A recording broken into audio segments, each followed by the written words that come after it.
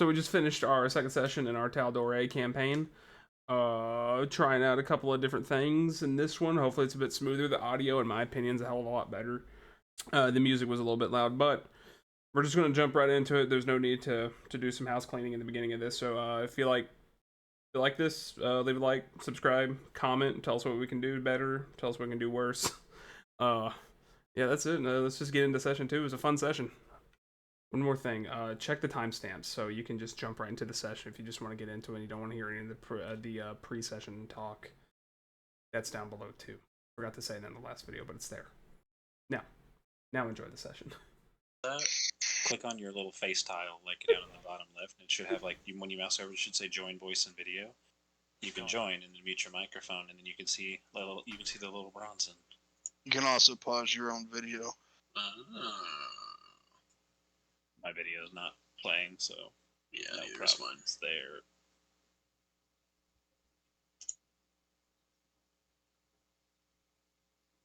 Yo.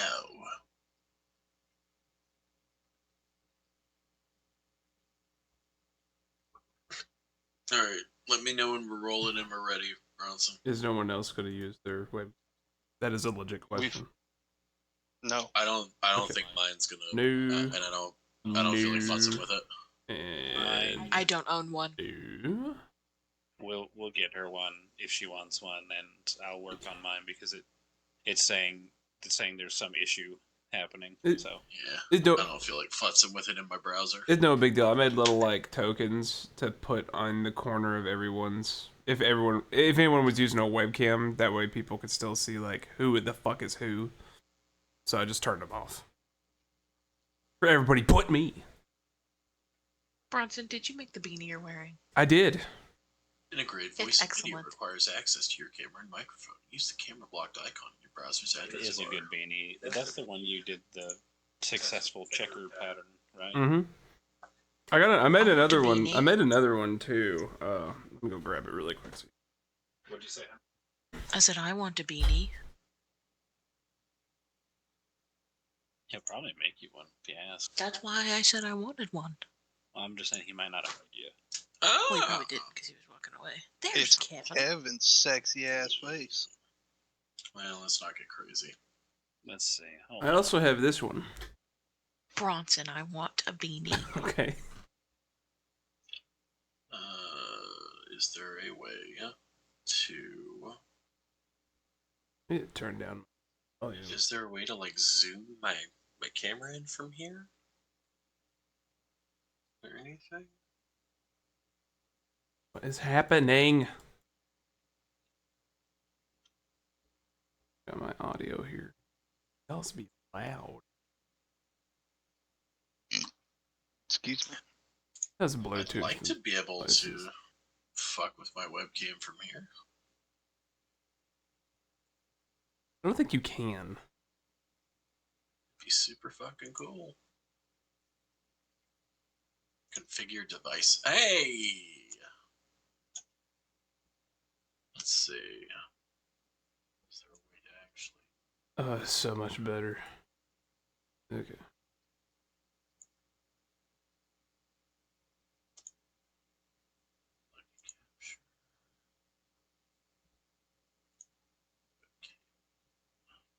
Wasn't this the mission?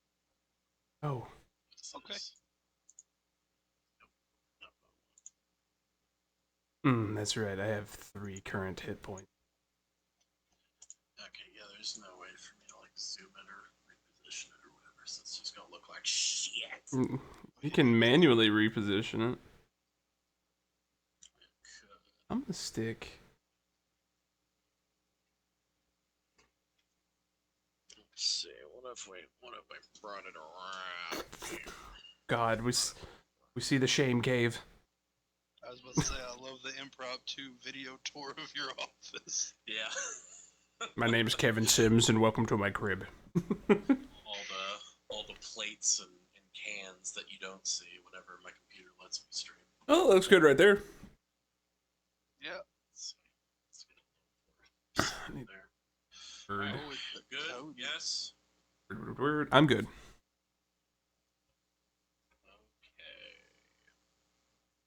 Okay. there's a Cody. Oh shit! Hold up, I gotta... Wish I had cool, nice, clean backgrounds like y'all do. My own face over my left shoulder.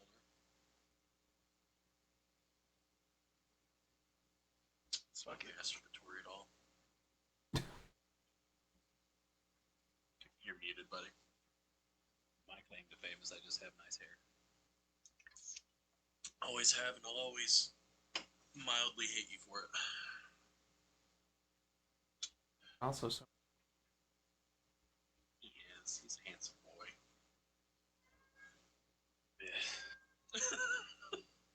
Tyrion. And then there's that thing.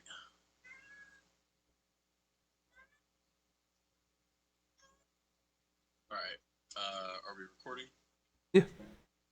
Really quick, Cody, if there's a way you could shift slightly to your right. You went forward. He's fed up with your shit.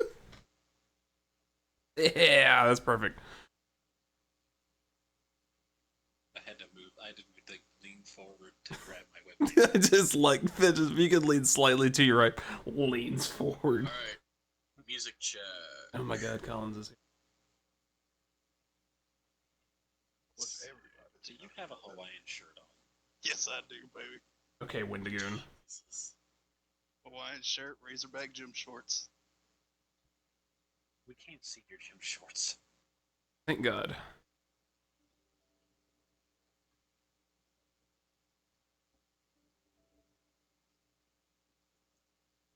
Alright, everybody adjust the kinku as necessary.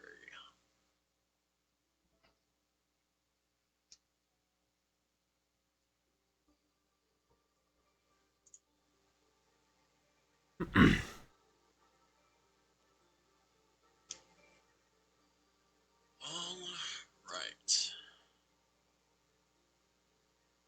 Everybody ready to start? Second? I gotta adjust. Ready. I'm ready. Oh, it's already at 200%? Ready. Okay.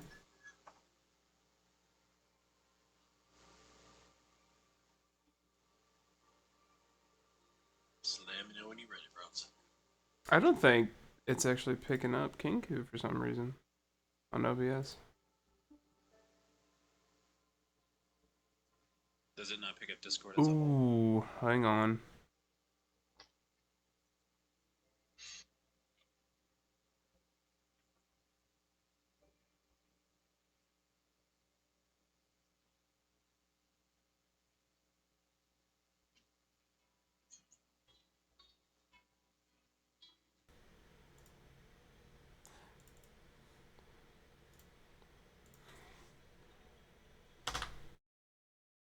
Give me a second here. For some reason it was an audio output, audio input for that instead of an output. I don't know why. Windows updates or something might have fucked with your stuff. It does that sometimes. Yeah, it's getting it now. There was an update for OBS a couple days ago. That might have been what it was. I don't know why that would have changed the source type. Whatever, let's go. Alright. Bring my notes around to the front here. Last we left off, you all were aboard an airship fleeing the growing conflict of the Merrow War on the continent of Wildmount. You met each other as well as some fellow refugees and spent some time aboard the ship getting to know one another. Pickles were acquired, pocket watches were stolen, and awkward conversations were had. Your first night of rest was short-lived, however, as you all awoke to the ship losing one of the broomstone engines that kept it aloft.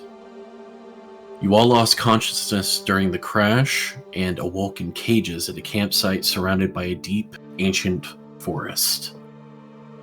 Vessel drew the ire of the two individuals at the fire, while the rest of you woke up, leading to all of you being freed before beating the absolute brakes off of your captors with the help of one of the other refugees from the ship. You now stand battered, Wounded and tired, the adrenaline of the battle has subsided, giving way to a bone-deep weariness as you look to the dark, massive forest around you. What would you guys like to do? Dimple would like to search the bodies. Absolutely. Go ahead and make me an investigation check. And I would like to specifically state that she is looking in their mouths for like shiny teeth. Oh no! I was going to suggest that we should loot the bodies, but that's amazing. She's a tooth fairy. I was just gonna go over here and pick up this guy's crossbow bolts. Okay, that's easy enough. Could I look in the tent for our stuff, specifically my staff and spell book? Now, I do believe last session, Shade, you were already rooting around for your personal belongings, correct? Like, so first thing that I think we did before the session ended, I say first thing, last thing we did before the session ended was I wanted my stuff back. yeah, so you would probably see Shade going into a tent and hear him rooting through some things, so that would probably draw your attention in that regard. Dimple, as you go through Carver's mouth, it's not great in there. There's not a lot of shiny so much as a lot of like bits of rotten food. They're stuck between like jagged shark-like teeth. Yeah, just like some nice halitosis. Yeah, just prime halitosis. Got that. However, Sloan. In fact, let me go ahead and we'll DMify this. All you find is gingivitis. That's why everybody's so loud. Right. You find 2 silver teeth and a gold tooth in Sloane's mouth. Now, are you trying to yank them out? It's some plaque. I'll wait till Shade comes back to pull them out. I know my strengths. And while I'm waiting for that, I will also search any pockets, ears for earrings, things like that. So we'll just piggyback off of the 18. Not so much in the way of jewelry on these two guys. You do find...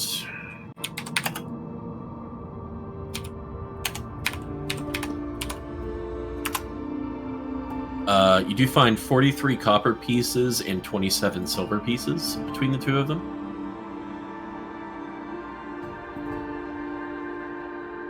And they both had their weapons, while not the greatest, they're also seem to actually be well kept and taken care of, but they are just a standard scimitar and longsword. Okay. Armor is just studded leathers. Okay. In terms of anything that Collins, really catches your If particular you don't Blue stop the Goblin AoE, I'm gonna cut your fingers off. I'm sorry. I didn't realize everybody could see it. In terms of anything that would catch your particular loot goblin tendencies beyond the money, there's really not much on these guys. Okay. So there were the 2 archers, right? Yes. Collins, are you proficient in crossbows? Yes. So you should take at least one of those so you have a weapon. I have a crossbow. Oh, you do? Oh, okay. That's right, Yeah, we I've were got robbed. Yeah. I forgot not everybody had a force club. Yeah, not everybody can just pick up a stick and bash people's heads in. Straight up decapitate someone with it. Or take a rib shot and start casting spells. So it takes a little bit to put on chainmail armor. Would you say in the time it took for Dimple to do her abrupt dentistry and looting, would I be able to put on my armor? I'd say probably... Yeah, probably about the time she finishes, probably about the time you're finishing fastening the last one you have to fasten or slipping into things.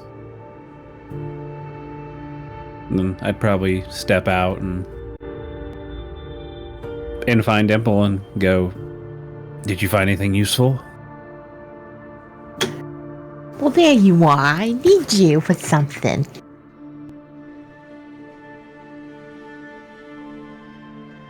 What? Is there trouble? Come here. Come closer. What? What's the problem? I need you.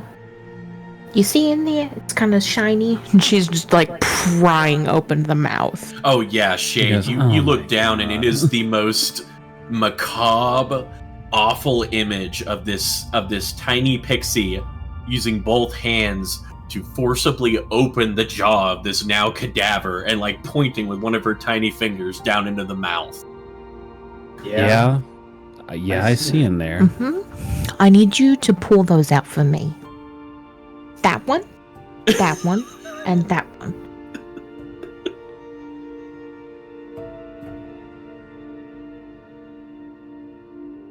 Hey, Indy. As I turn, Yeah. do you have any pliers? I just so happen to. Yeah, I should have pliers with my woodworking tools. I would say you would. You would have a small set of pliers. Can I What? borrow them for a second? Why? A small set works perfectly, actually. This brings out some huge ass pliers. Are you gonna work on that club of yours? No. I'm going to rip this man's teeth out. But just a few of them. Don't make it sound so weird. I'm going to rip out the ones that Dimple values. Thank you. Okay. Thank you. I would like to pry his teeth out, I guess. Please be careful with those. Are They you do have sentimental attempting- value. Are you wanting to just have it done and over with, or are you trying to apply a little bit of finesse to the procedure? Could I help him somehow since I'm proficient in medicine? Oh yes, Vessel, the orthodontist. Instantly, Vessel's like, what do you need? Like, hands prepped, like... Don't touch me, I'm sterile. There's latex gloves. I'm already washing them. I would like to is apply your form a of dread still up? Oh please, for Oh the no, gods. no. Yes. Okay. No, it went I- away finally. I would like to apply a smidge of finesse so that I don't absolutely tear these teeth up. Okay. Then I'm gonna have this just be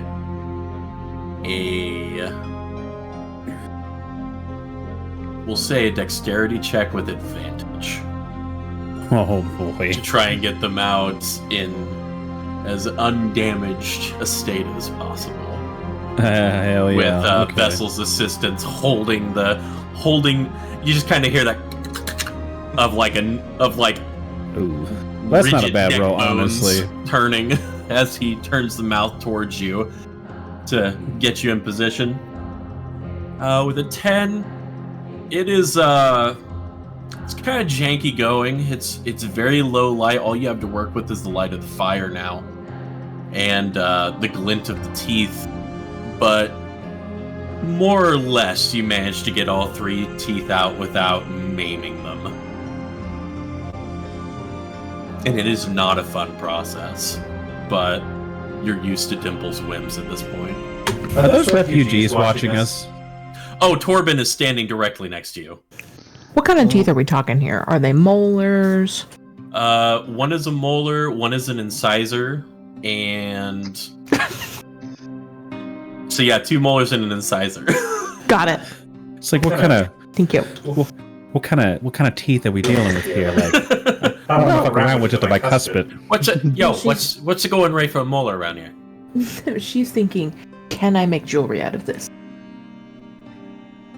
Probably not. Maybe? I mean, there's enough there for her size. Yeah, probably. I just drop the teeth into her tiny hands and I just go, your deed is done. She hugs them. And you look up and see the bearded face of Torben staring back at you. Just wide eyes, and then kind of raises his hands, just, I'm not judging. He just looks at him and goes, I mean, I'm still covered. My face is probably still splattered with blood. I'm just like, it's not the worst thing I've done in the last 20 minutes. Looks over to the headless corpse. Aye, that's fair. You ain't getting none of them either. I don't want none of them. Do you have any? Dimple, no. See him. Now that I have the camera up, he just kind of...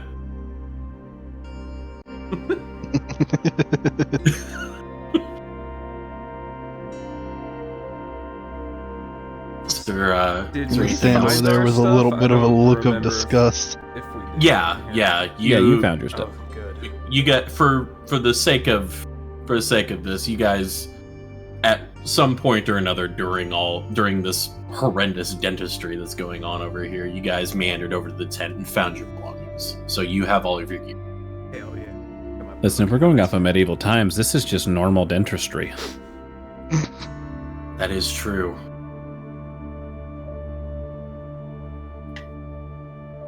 Wasn't the fine art that it is now. So is there anything else you guys would Dimple, like to did you do? find any gold? Nope, not a single gold piece. DM, how many bolts did I get off the guard that I went looking at? check. I'd say you got probably 20. Go ahead and make an insight check.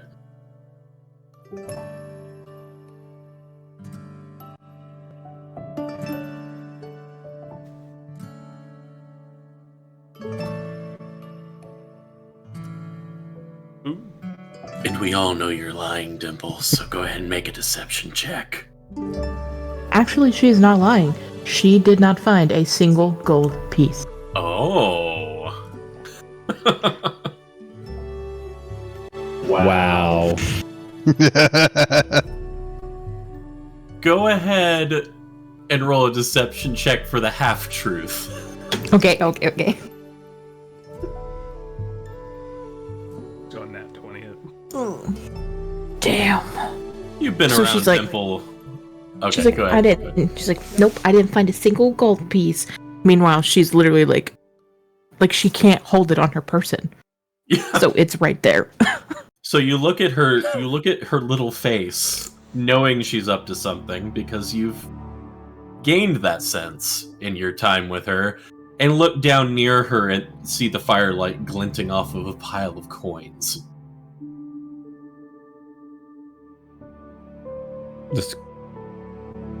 I just kind of point at it. And they go, what's that? That would be copper and silver. I just open up my coin pouch. Just honestly, I open up her.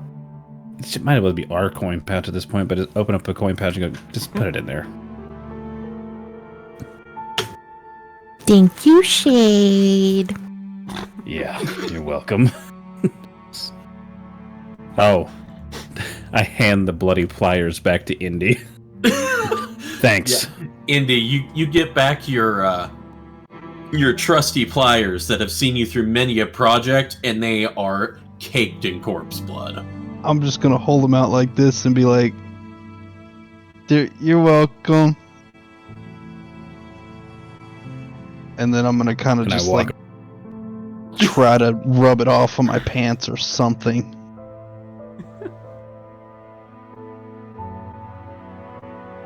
Is there anything else you guys would like to do? Sleep. I would like to ask the dwarf,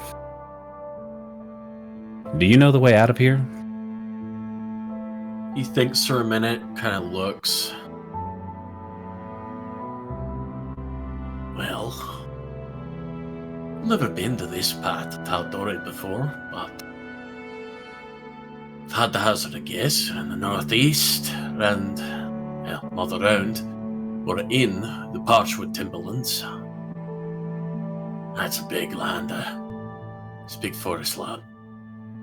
But probably 2 days. If we find the right direction to get out of here, but it's doable.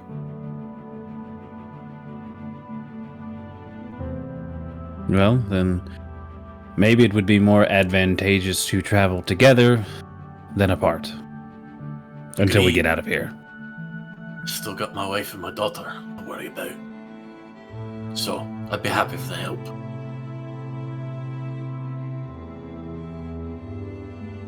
I don't want to sleep here. I was just like, y'all really want to sleep in the corpse camp? I would like to find a new place to sleep, like just nearby. We could just drag the corpses away. Well, my thought is that maybe, what if this isn't all of them, and we're sleeping, and more show up? Right. Okay. Not in a state to fight anymore. I would say that it probably takes you about maybe another 10-15 minutes, but you guys kind of scavenge whatever bedding or kind of camping supplies. Can we take the tents? Like the whole tent? You can absolutely take the tents. Let's get those tents. So if you guys want to scavenge whatever camping supplies there is to be found, I need a bedroll. I you have guys a can absolutely pack. do I that have and I need stuff. relocate. How far are you guys willing to range away from this campsite? It's going to take you a little longer in the dark to find a new campsite.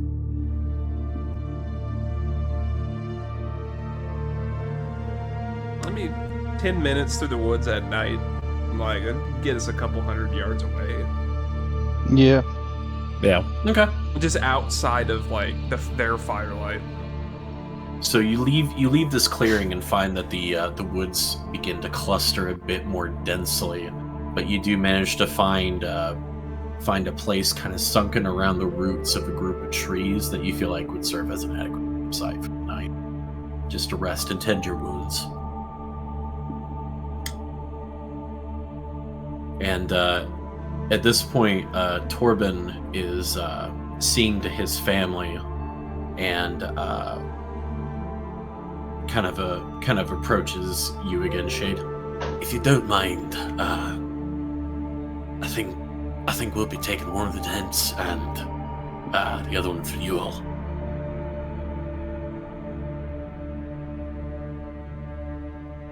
That's fine with me. And I'm sure it'll be fine with everyone else. I say as I don't ask anyone else. who's going to be taking watch?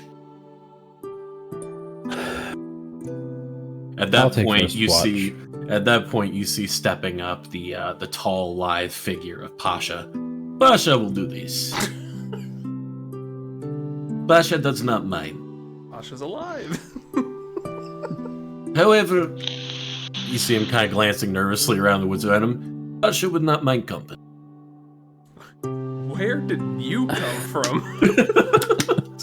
It's just off in the bushes. Did you watch us fight the whole time?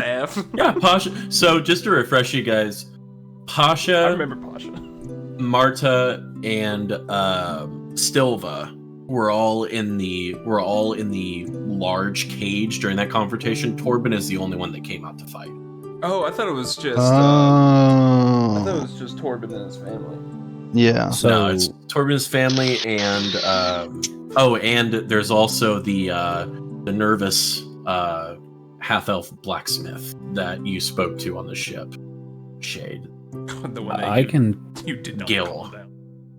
Yeah, I can take first watch with Pasha if someone wants to take a second watch. I'll take a second watch. Okay. I will be shaking the watch with Shade. Okay, so you're gonna stay up with Shade and Pasha? Yes. Alright, so you guys settle down to an uneasy sleep that is made easier by the pain and fatigue of the day. As Shade and Dimple, you sit around the fire with, well, do you guys make a fire or are you wanting to risk it? Is it cold? There's a chill to the air, but you found some blankets and things among the bedrolls. I would say no fire tonight. We're all pretty beaten up, and maybe not best to do our utmost to not invite anything. I have dark vision. Yeah, between your dark vision and the small kind of shafts of moonlight that filter in through the trees every now and again, I'd say you have enough light.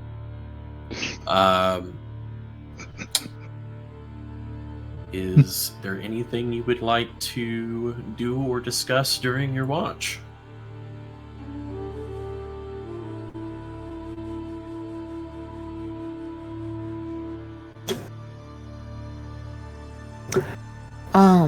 Dimple has a question for Pasha. Okay. So just, I'm assuming sitting around, chit-chatting. You guys are just kind of sitting in this little hollow, kind of just in a central point to the tents where everyone else is sleeping. So I gotta know something. Yes?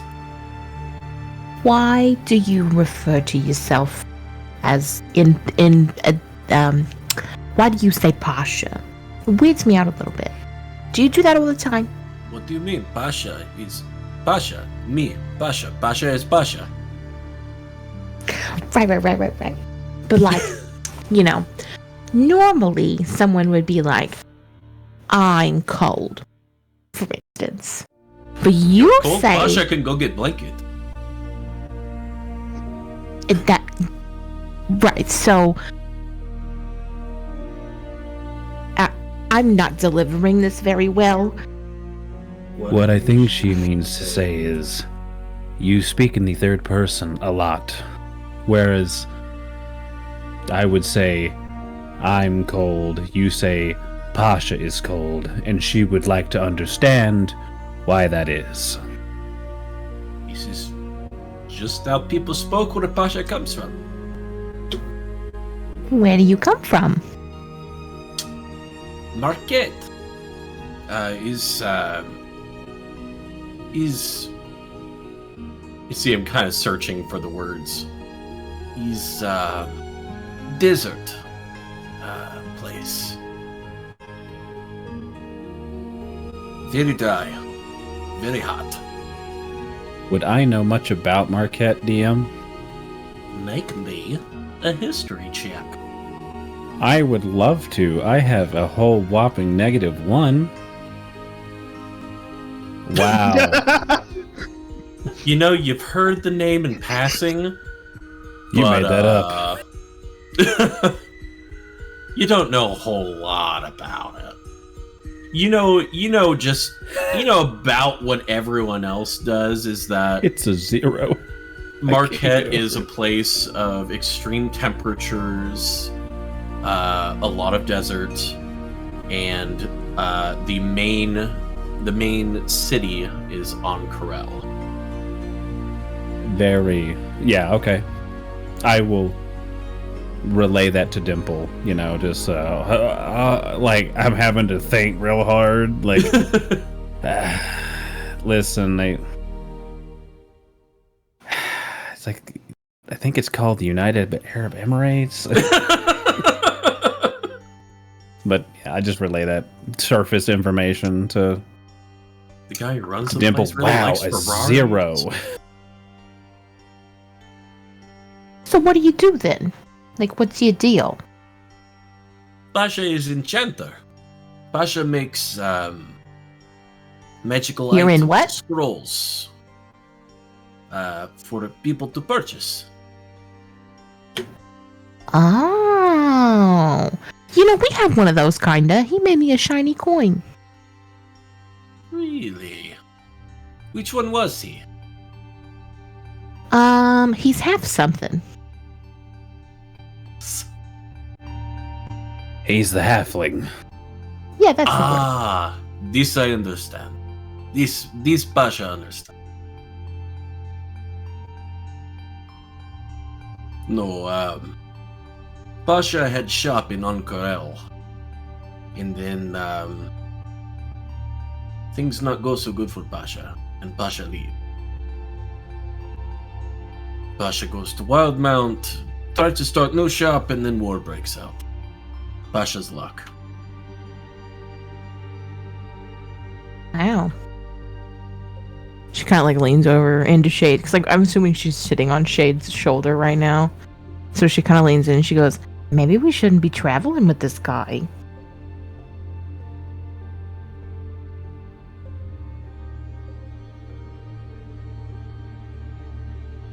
I couldn't rest easily knowing I left him out in the woods.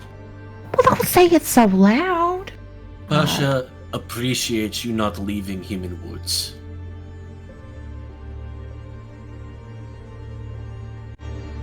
I whisper, I'm sorry. I didn't think about... I just try to like steer the conversation. Go, so what happened to your shop in Ankarel? See him kind of withdraws a little bit. Just Pasha make bad deals with wrong people.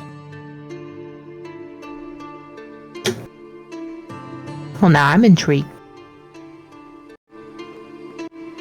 Shay just kind of nods and goes, I can understand where that can lead somebody.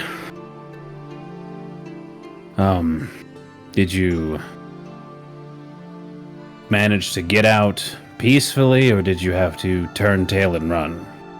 Last thing Pasha remembers is shop on fire while he was running.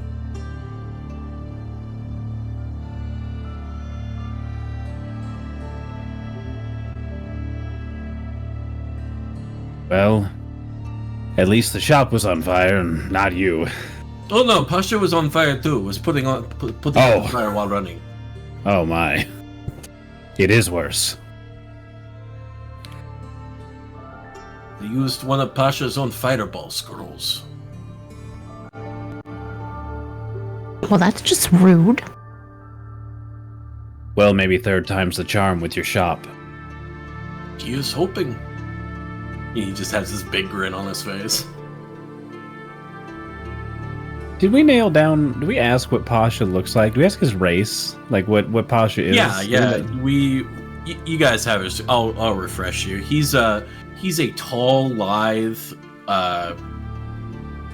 middling and or a little after age Urchinasi. Has kind of a copperish kind of textured tone to his skin. Kind of short hair, like brilliant amethyst eyes. So, Shade, sitting there in the darkness, looking turbo creepy with his pale skin and pitch black eyes, just goes, you look a little odd, if you don't mind me saying. I've never seen someone who looked exactly like you before. Pasha hears this a lot. Although, not many as creepy as you. So, goes both ways. Pasha comes from, Pasha comes from long bloodline. Long story short, Pasha's papa messed with an earth genie, and now Pasha here. The Papa Pasha. Yes, Papa Pasha. Pasha's papa. Papasha. Aye. So what about you? Where do you come from, Spooky Man and Tiny Lady?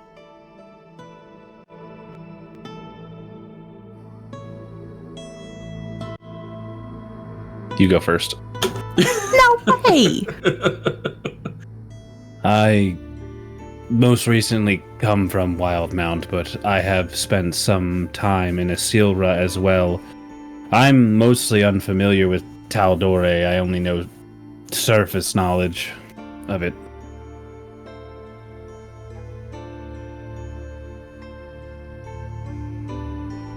And then he kind of just stares off and just his brain just drifts away as he disassociates, and that's really all he says. Just unfazed, that big Pasha grin swivels over to you, Dimple. Well, my name's Dimple. It's very nice to meet you. I am an avid collector. So if you have anything you'd like to contribute, let me know. I don't talk about where I came from because they suck and they made me angry. So now I travel with Shay. He does not make you angry? Not really. This is good.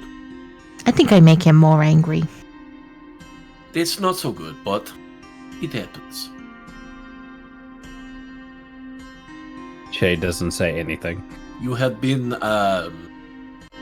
friends long? Short?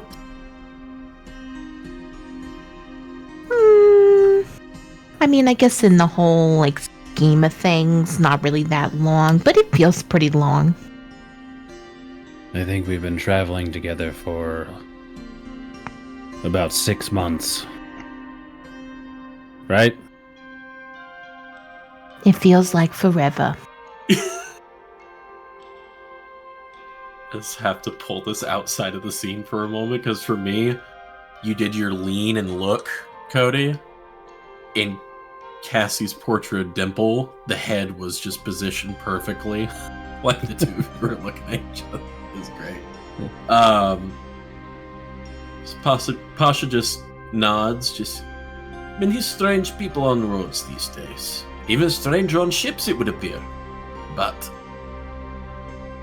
this is, kind of looks around. Not what Pasha wanted to be tonight. But better than in ground. Or in I don't Lizard think we're Man's all that stomach. strange. We're just the same people.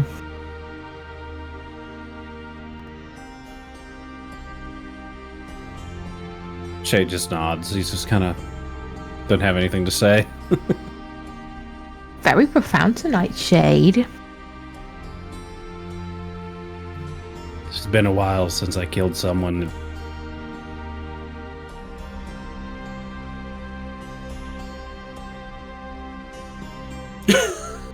Oh, that He doesn't do this very often. Pasha hopes not. That was, inspiring but scary. Also, Pasha thanks you. The cage was not comfortable. You're welcome. It is the duty of some of us to help guide wayward souls to the Raven Queen. At that, you see him kind of takes a hand and scoots himself back a pace across the ground. Sure, yeah, okay.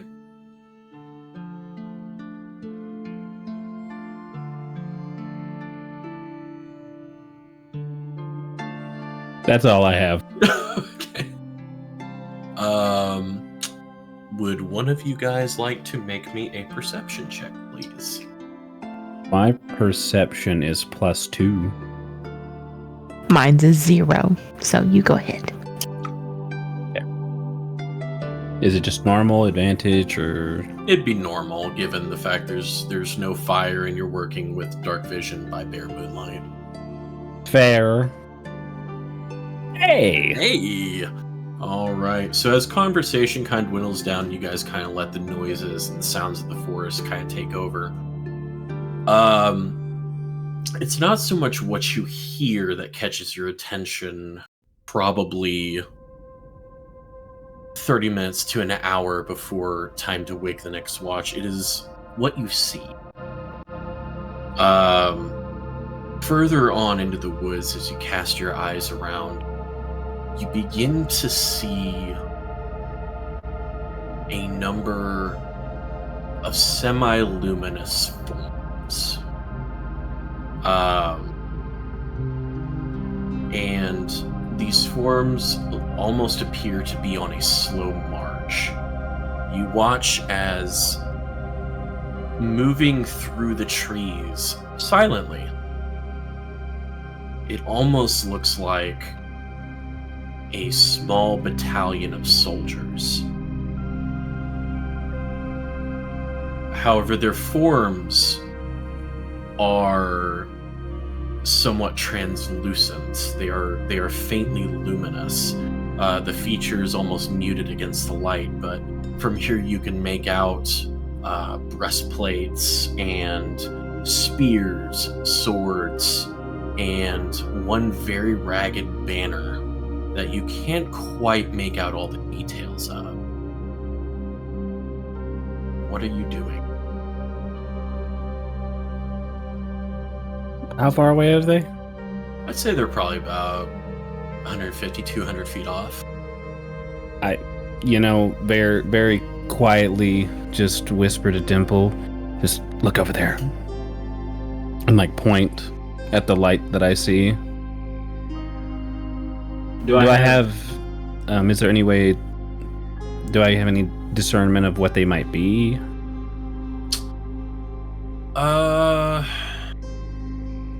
What this would be a check for? Probably would be a history check. Back to those ones I'm good at. I mean, that's a good Hey. roll. So For a -1. You don't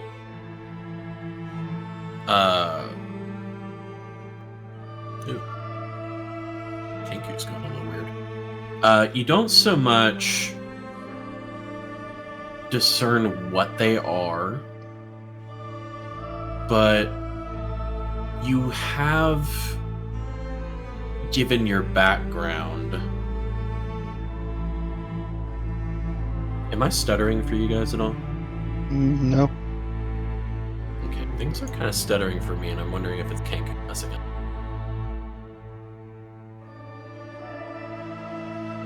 Everything Yeah, sounds good for me. Kink messing up. I'll restart it real quick. It is. It's either that or just my computer. That's weird. Anyway, we're going to continue. Given your background, you have some knowledge of the Calamity. And you would know that there was a battle during the Calamity in which the Dawnfather and the Knowing Mistress did battle with and sealed away the Chained Oblivion. In that battle, the Knowing Mistress was wounded and went into hiding, but their goal was achieved. The Chained Oblivion was defeated and was sealed away. However, it was in this area in particular that battle happened, and the remaining scattered influence of the Chained Oblivion still lives in this part of the continent.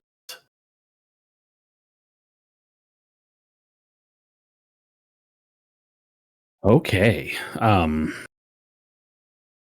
I relay that information to Dimple. I go, look, they're likely shades or ghosts, remnants of the Battle of the Calamity, and like explain to her, all of that. Okay. And it's not long after you explain this to her, as you watch their silent procession through the trees, that their formation begins to scatter erratically. They begin to draw weapons against something you can't see. And it almost seems like they are engaging in a battle as one by one, they are torn apart and fade from existence. Soundlessly. By something that isn't there.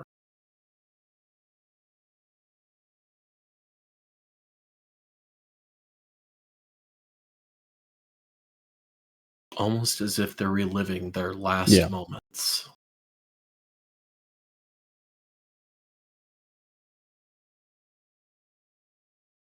These woods are very creepy.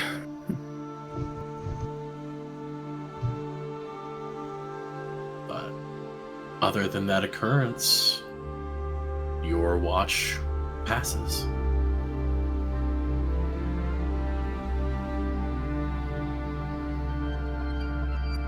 Well, then I will take a stand up with a tired Dimple still on my shoulder, walk over to Indy and jostle him awake and go, "Hey, it's your turn for watch."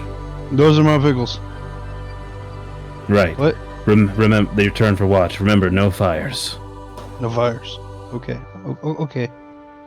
And I lay down on my bedroll and go You're to sleep. asleep before your head even goes to the ground. I'm gonna grab the chisel out of my bag from my woodworking set and go stand watch. Okay. I want to work on infusing my armor with one of my infusions.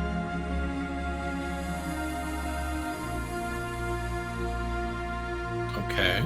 So I want to carve a sigil of a tree into kind of like the arm of my armor. Okay. In order to infuse it and give myself the mind sharpener infusion. Enlighten me on what that does. The infused item can send a let me just there.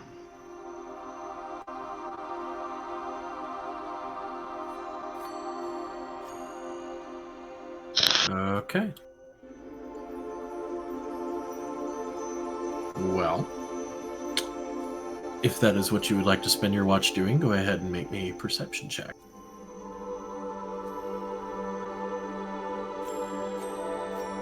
Hell yeah. I would like to point out Perception, not Or persuasion. he rolled persuasion one thing, but also he doesn't have dark vision. Oh, I'm aware.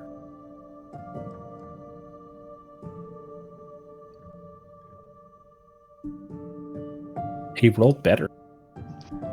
And I have proficiency in persuasion. Indy Hemlock. Oh no. As you sit all alone in the dark, surrounded by your unaware and sleeping companions, your watch passes uneventfully. So lucky you didn't get snatched by the Hat Man. You'd have woke up and you'd be gone. DM, I would just like to say that Dimple did not sleep. Oh. Like, she laid down, but she did not sleep. Are you going to take a point of exhaustion for the next day? Yes. Okay.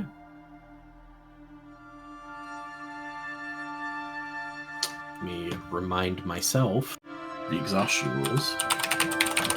That might be disadvantage on ability checks for the first point.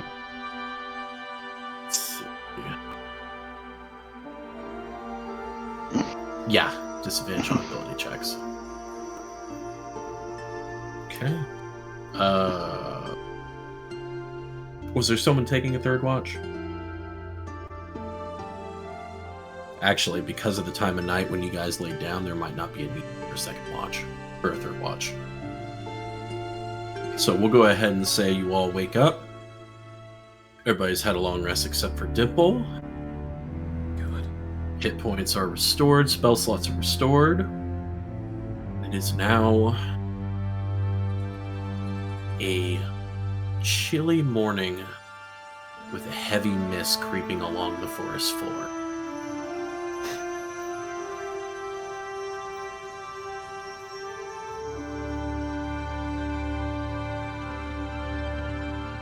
Now, how late into the morning would you say most of you would be sleeping or would feign to emerge from the tent? I'm just trying to get an idea of who wakes up first. I mean, once there's any sign of it not being like pitch black dark, Dimple's gonna come out because she didn't sleep anyways. So So at the first hint of twilight, you would come out into the little hollow, and you would see that Torben is already up and has started a small fire and has a small coffee pot over it that he's waiting to warm as he warms his hands.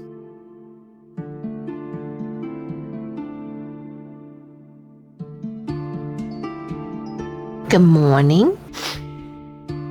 Looks over at you, bleary-eyed, his beard thoroughly mussed. Morning. Are you much of a coffee drinker? I am today. Lucky for you.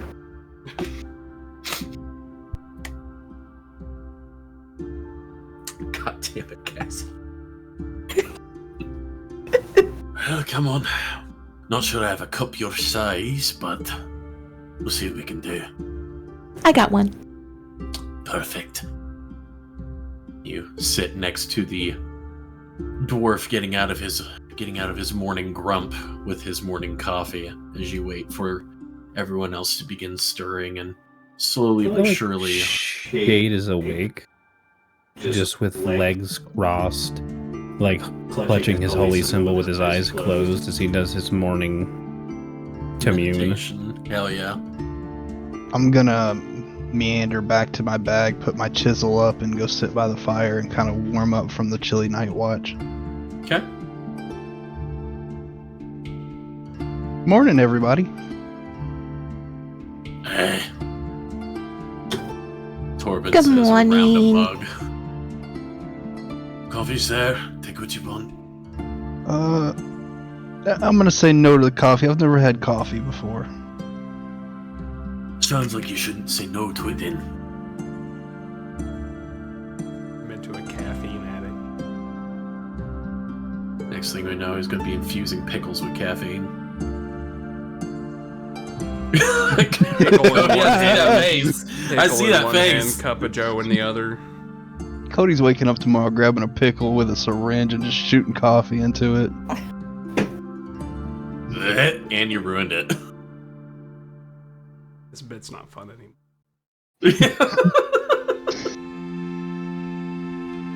I was with you right until the end. Instead of water, he uses pickle juice.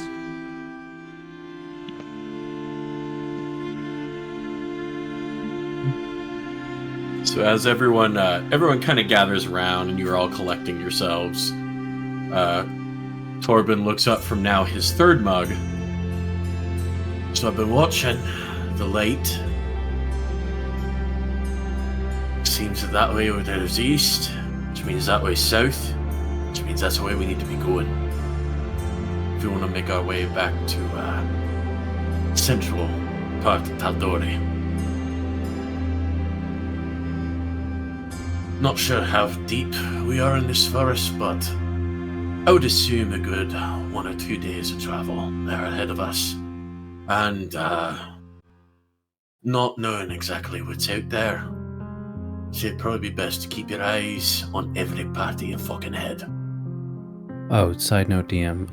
I did want to say, I forgot to mention it, that I wanted to take the long sword off of one of the bodies before we left camp. For sure. Absolutely.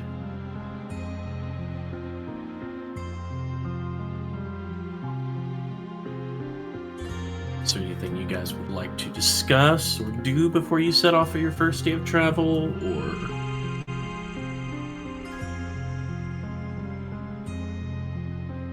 Alright. Can I have someone roll a d6 for me? Not it. I got it.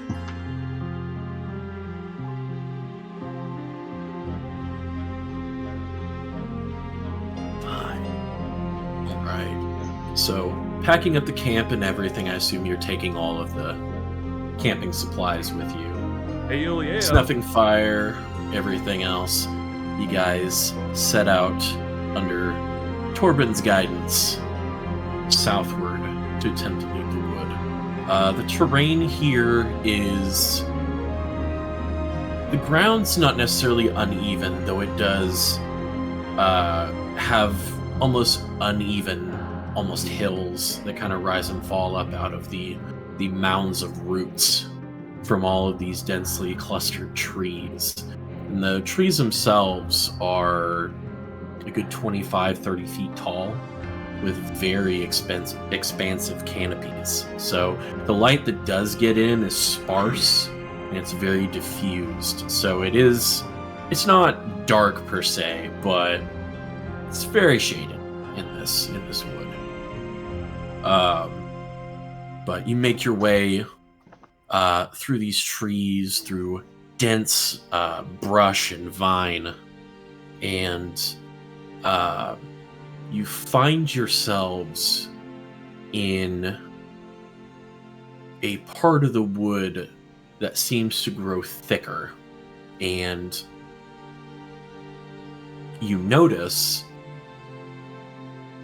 that there is a tree that is a bit larger than all of the other trees surrounding it, and this tree is covered from ground up with almost like a spiraling pattern of this strange, almost web-like fungus.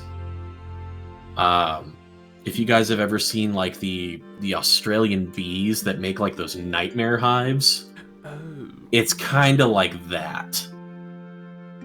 I see Cody Googling it. I think those are vulture bees. They make honey out of meat. Yeah. Yeah. I will not be making mead with that honey. I'm fairly certain that's what a lot of Caelid in Elden Ring was based off of. In the Scarlet Rot. Looking at its design. Cody's face is fantastic.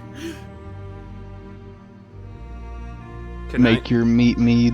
Can I make a nature check on that shit to see if I can just know what it is? Sure. Alright. Sure. It's my mouth.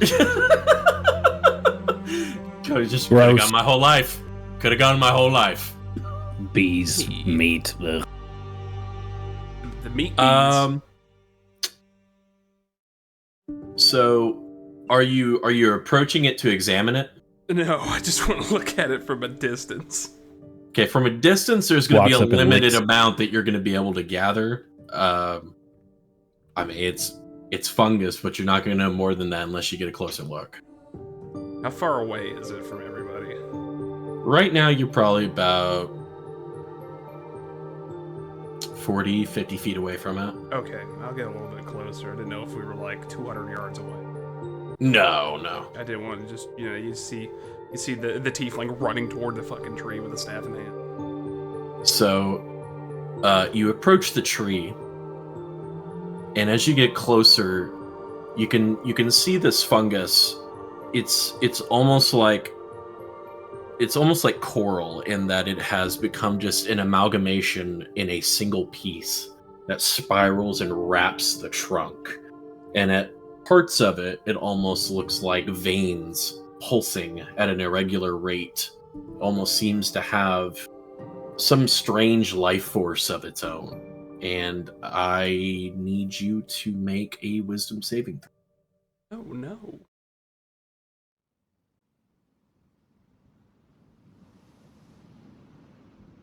Let's go. Okay. So, as you watch this pulsing, as it happens, you begin to feel something creeping up into the back of your mind, compelling you closer. And you manage to stop yourself a couple of steps in and begin shaking off that influence as you stand before the tree. What are you doing?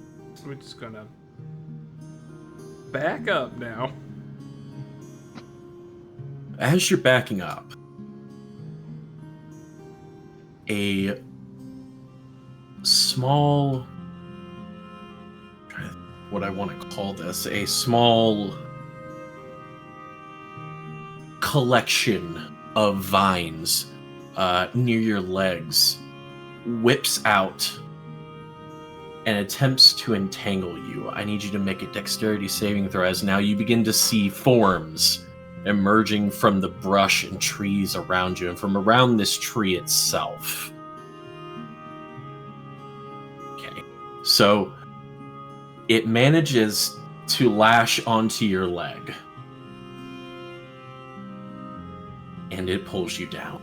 You are now prone. You guys watch now as Vessel, approaching this tree, almost goes catatonic for a few seconds before coming back to himself, begins backtracking, and you all now also see these dark forms emerging from nature all around you as something grabs Vessel's leg and brings him to the ground. So as it grabs his leg stuff, we see dark forms around us?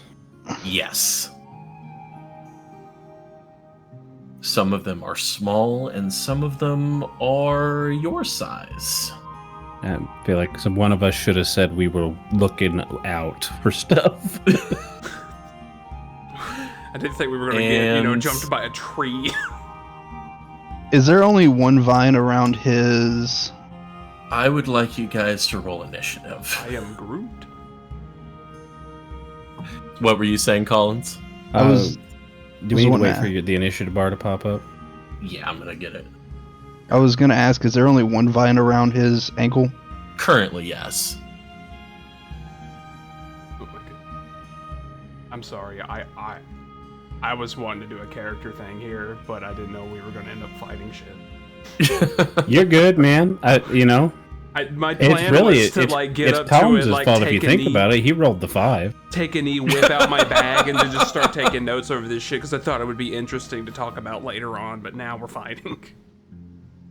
Me and Cassie are twinsies. All right, where's initiative at?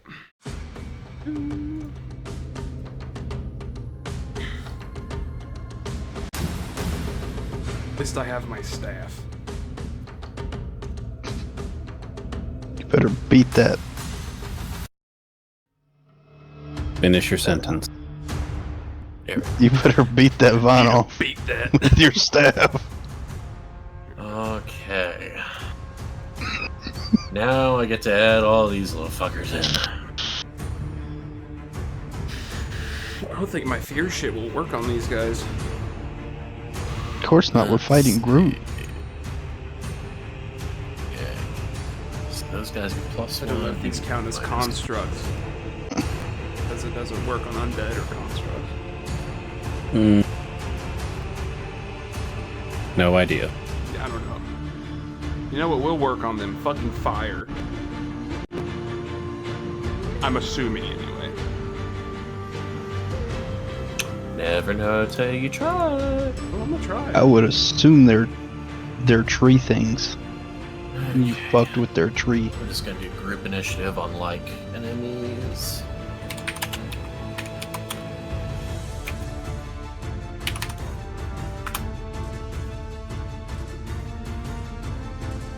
He rolled like dog shit. Let's go, we take that.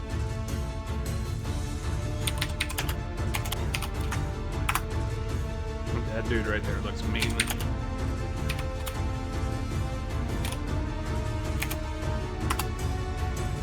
Jesus Christ, they are rolling so bad. Hey, the highest we rolled is a 13.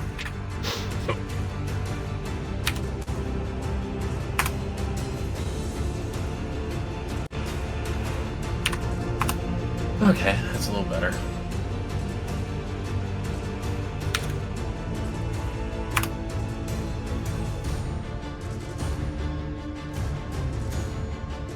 Okay. So, we start with Vessel. So, you are currently prone, being held by this vine. As it kind of writhes, and now you kind of track it, and it is connected directly to this creature here. Oh, okay, cool. Do I have to make a saving throw to get out of the vine, or can I, like, smack it with my staff? You could attempt to free yourself with a strength check. Or on the ground, could I cast a spell at him? Yeah, you could do that. Could I hit him with Firebolt? You can certainly try. Okay. firebolt. 13. Are you going against this guy or the vine? The guy, because he's controlling the vine. It's gonna affect the AC. Hits. Oh yeah. That hits. Let's go. 7 damage. Nice. So you gather yourself, kind of hold out your hand, willing that elemental fire to come forth as you fling a bolt and watch it smash into this thing's torso enough to cause it to reel, and that vine loosens from your leg enough for you to slip out of it, and you are now free from grapple.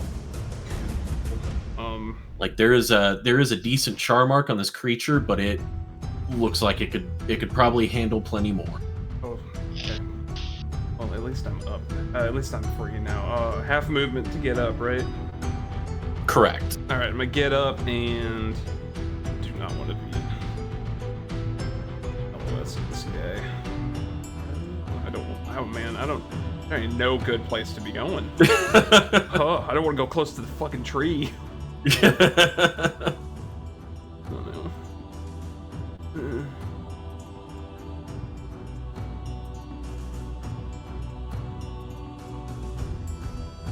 Oh god. Okay. Wait. I don't know where to go. I don't know where to go. You just got to pick a place, man. I know. Who's next? Oh. Next is the Pokeboys. Yeah. I was seeing like who was next and like out of everybody. Yeah.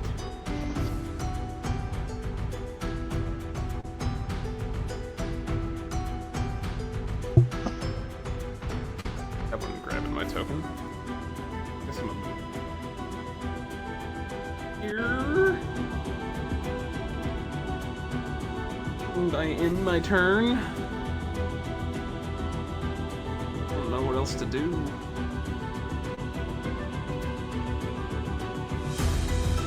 I mean, you cast a spell, and there's not much else you can do. Yeah. Guess I'm free.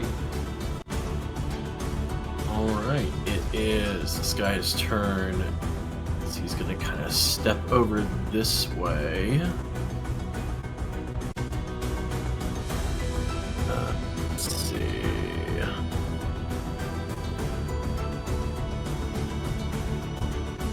So many of them.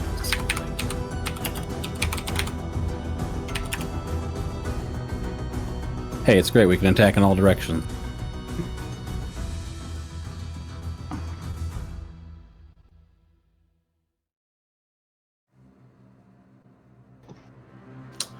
Alright, so that guy is going to look and is going to...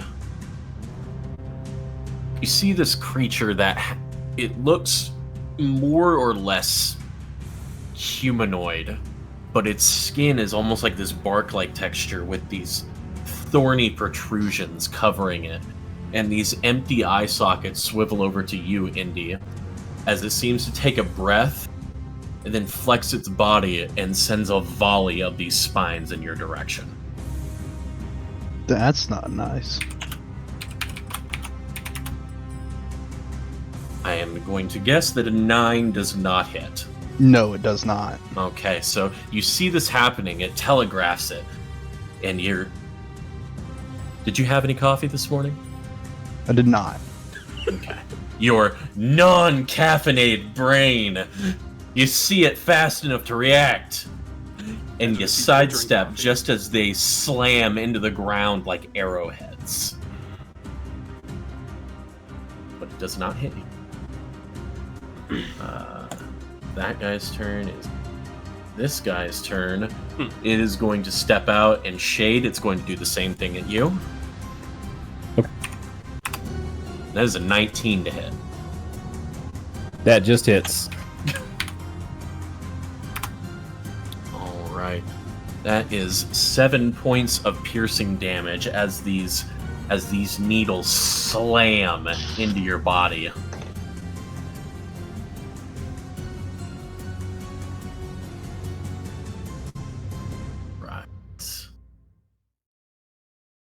Why do I even wear this armor?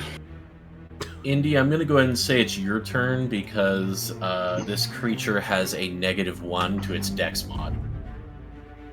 Awesome. So I'm going to go ahead and have you go before it. So I'm going to draw my hand axe in my right hand. And then I'm going to look over here and I'm going to cast Fairy Fire in this area right here. Okay. And light them up blue. And that is a dexterity saving throw, right? Let me double check, but I believe so. Yes. Against 12. Yeah, they only get a +1, so let's see. I shit you not, they both rolled natural 19s. Well, now I'm just sad. And I can take a picture of that That if was a you good like. try. That was a good thought. It was worth a shot. Now I have to remember how to remove my square.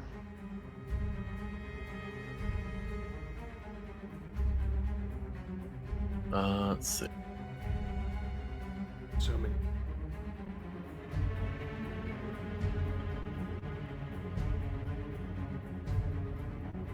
Alright, you still have your movement, Indy.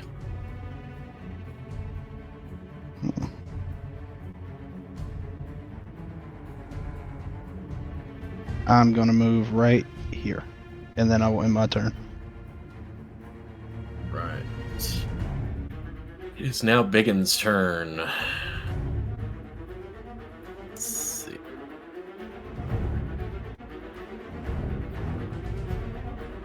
Apparently that did not have its full stat block, so let's find that.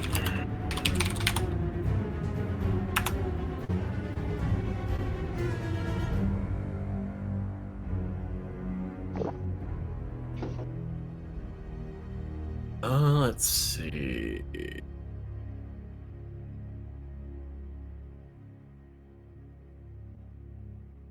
Okay, this guy is going to raise both of its arms, which you see now, it's a humanoid mass made entirely of these slithering, grasping vines with these two red burning points in its head for eyes. And it's going to slam both of its arms down in the ground.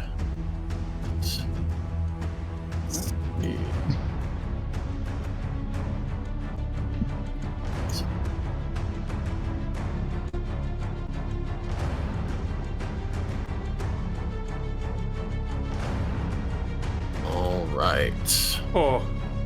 Oh! I mean, you guys both had chances to move, and you moved like 10 feet collectively. I could only move 15 feet.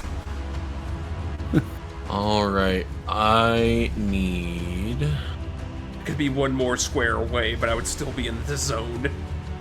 I need Vessel, Shade, Indy, and Dimple. I need all of you guys to make a strength saving throw. Oh, man. Hey! Hey! Hey! Hey! Oh. Womp womp. Alright, everyone but Dimple. What about that You guys- guy? What about this you bro? guys Does see- he not get to do it? You know what? That's fair. He's like, fuck. Yep, he made it. Damn it. He rolled an 18. So Dimple, you watch as the ground below all of you suddenly comes to life with these living vines that lash out to grab everything they can. Your allies manage to evade, and as you begin trying, you can't quite slip it, and you are grabbed and you are considered restrained. What that means is your speed becomes 0, and attack rolls against you have advantage, your attack rolls have disadvantage, and you have disadvantage on dexterity saving throws. Sounds like a plan, Stan. Yeah. Alright. But that is that creature's action. So 2. that. So nope, not that. So, restrained. But Dimple, it is your turn, and you can make another. You can use your action to make another strength check if you like. I will do that. Okay. Is it a check or a save? It is a check for this. It was a save initially. Oh, okay. So I would have disadvantage because of my point of exhaustion? You would. Okay. Oof. Oof. Sorry, man. It's holding on to your tiny body. Okay. That's my whole turn then. Because I don't have anything I can do for a bonus action. Okay. But it is Shade's turn. And you see this. I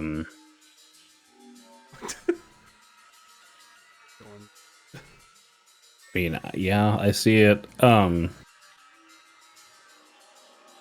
gonna guess maybe the best course of action would be to move to this thing and hit it and see if it's something that it's concentrating on, to see if I can remove it entirely. One way to find out. Smack that shit. Well,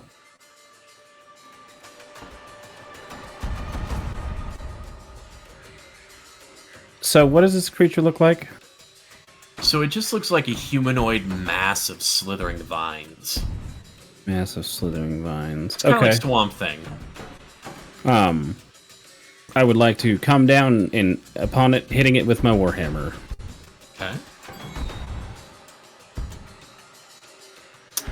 That's depressingly low. That is unfortunately a miss. That's all I got. Oh, buddy. Alright. Let's see. Oh yeah, these things don't have a lot of movement at all. Good.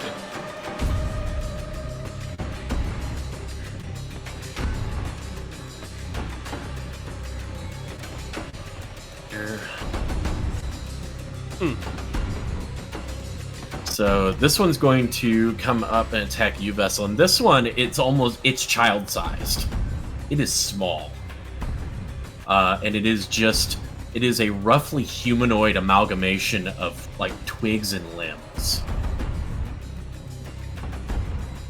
And it is going to attempt to rake at you with wooden claws.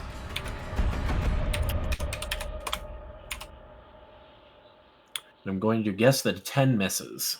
That just hits. Just hits. Shield. Okay. Misses now.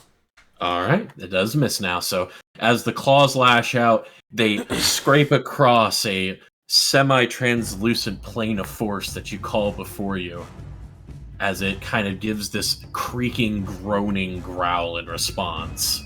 No. And this one is going to attack Dimple.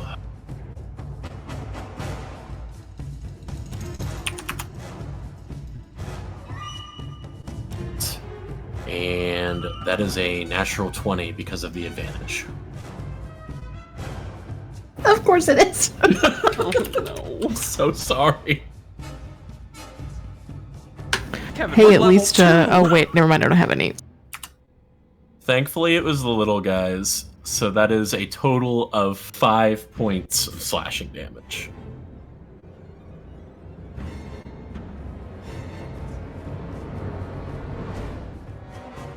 It's kind of nice being a little low level because, like, calculating hit points is just basic math. Yeah, right. Super easy.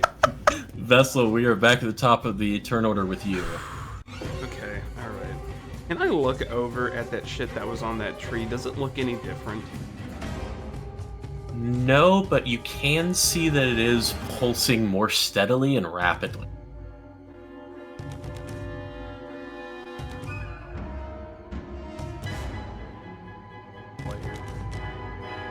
I suck at hitting things. If I cast a spell, I'll probably miss. Magic missile. I can hit it with magic missile. Do that. I can hit this guy with magic missile. You could technically hit more than just him with magic missile. I'll send one missile on this dude, and then I'll send 2 of them over here where Dimple is. Okay. Go ahead and roll damage.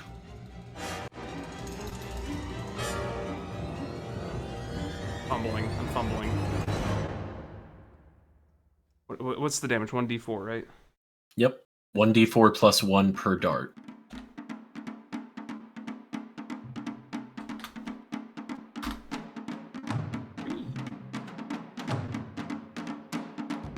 Okay. Do I roll it 3 times, or do I just do we just take Yeah, Go you ahead roll it each time. Yeah. Okay.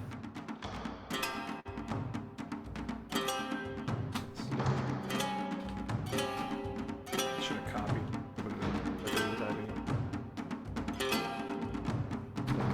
You can press the up arrow and it'll go to the last entered command. Oh, well. That's neat. Alright.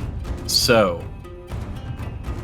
Now, did you say you're sending 2 to the one in front of you, or? I'll send the 3 to the one in front of me, and then the 5 and the 2 over to the one by Dimple. Okay.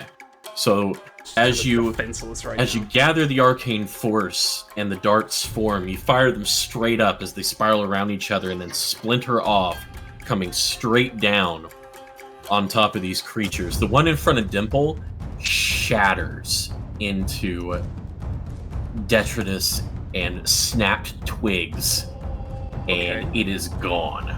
The one in front of you, it impacts and shears off one of the arms, clear down to what would be a hip, but it is still shakily standing. Alright, okay. They don't seem like they hit hard. I'm moving. Okay. I'm a move. In comes the natural 20. Yep. I'm gonna move right here. And here's where a wizard goes down. That is a 14 to hit. Yeah, that is. Okay. Oh my god, get off my screen, please. That is 3 points of slashing damage. Alright, okay, that wasn't passed. That wasn't too bad.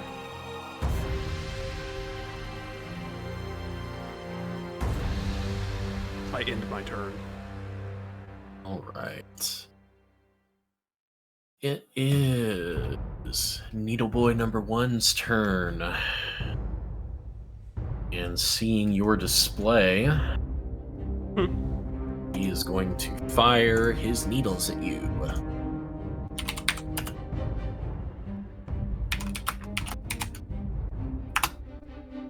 That is a natural 1.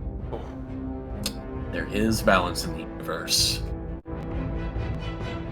Alright, so it fires them off, but a lot of them get snagged in nearby foliage, and most of them don't even make it past him. Not particularly bright, these creatures. Alright, Needleboy number 2 is going to step around here. Go up to Indy, and he's going to... Go away. Oh, go away. I thought you said, wait. Thought you were John Byrne playing me. Wait. He is swipe at you with his claws. That is a 6. No. So you, what do you have out for a weapon or an implement right now, if anything? I have my hand axe out. Yeah, so you would bring that haft up and catch and kind of shove over the claws before they reach you. It's Vine Boy's turn, and since he's all up in his grill, he is going to take a swing at you with his arms.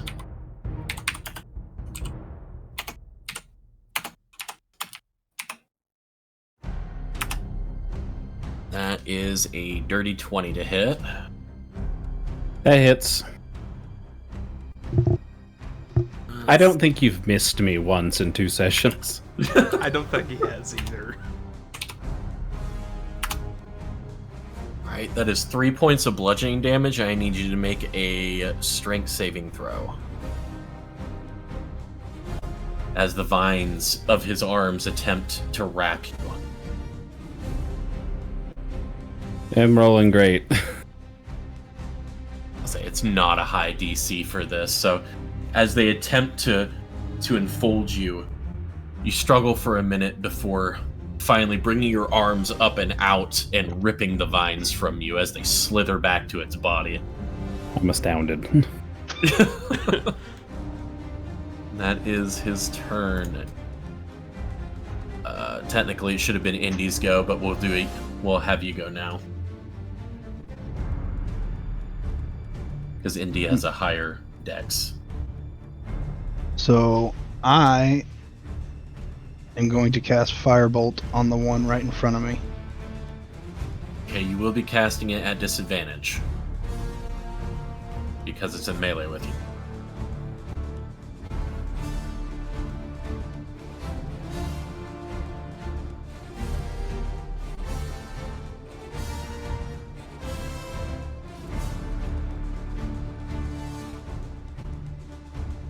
And that is unfortunately a miss. Damn. As you panic with this thing directly in your face, you hold out your hand to send forth the firebolt, and it goes wide as you panic fire. Literally.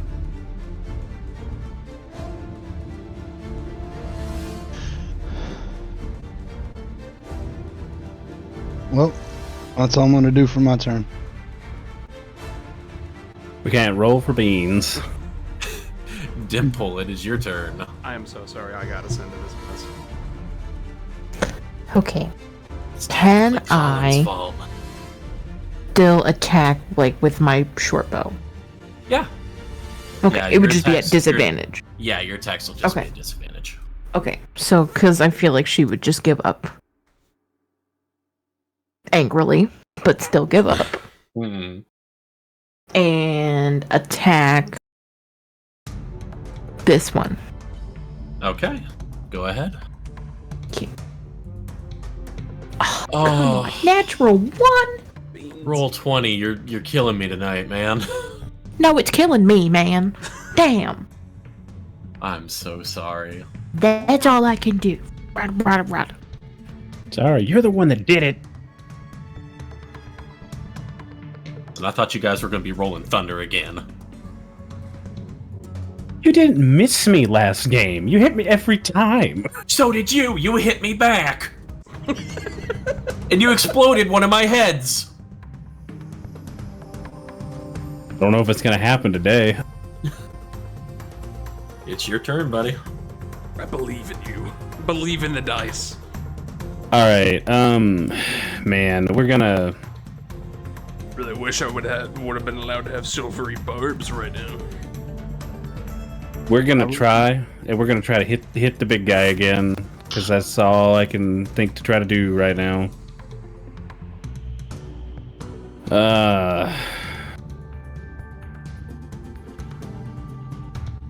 My God, dude, It's not showing for me. it's a 10.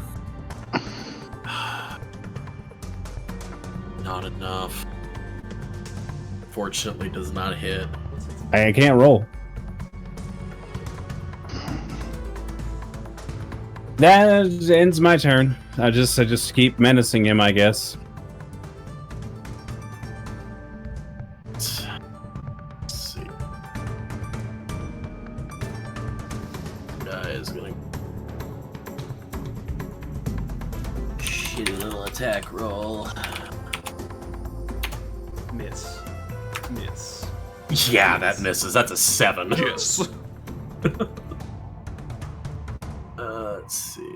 This guy's gonna over here. It still misses, even with advantage. I'm saying 11 misses you, right, Dimple? Yes. Okay.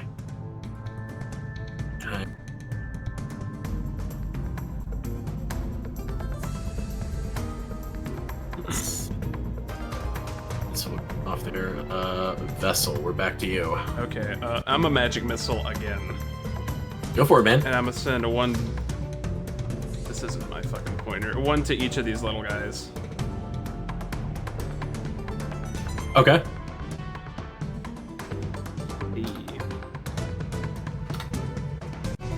Okay, I'll send the 4 over to where Shade's at, and then one of the 3s to each of these guys.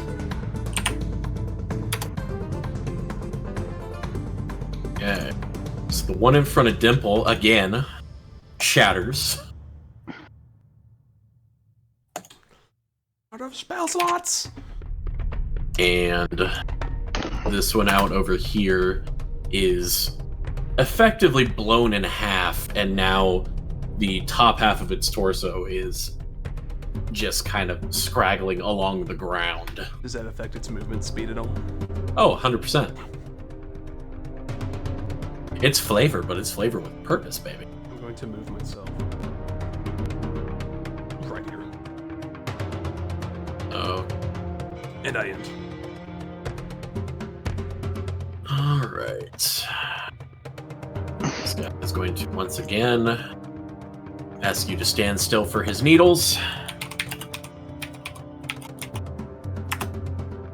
It's an 11. That hits.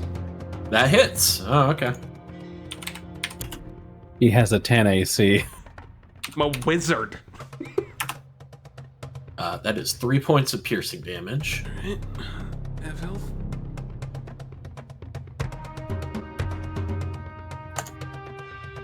This guy is going to slice at you again, Indy. That's a natural 19. Leave me alone. That hits. That is 5 points of slashing damage. As he rakes at you.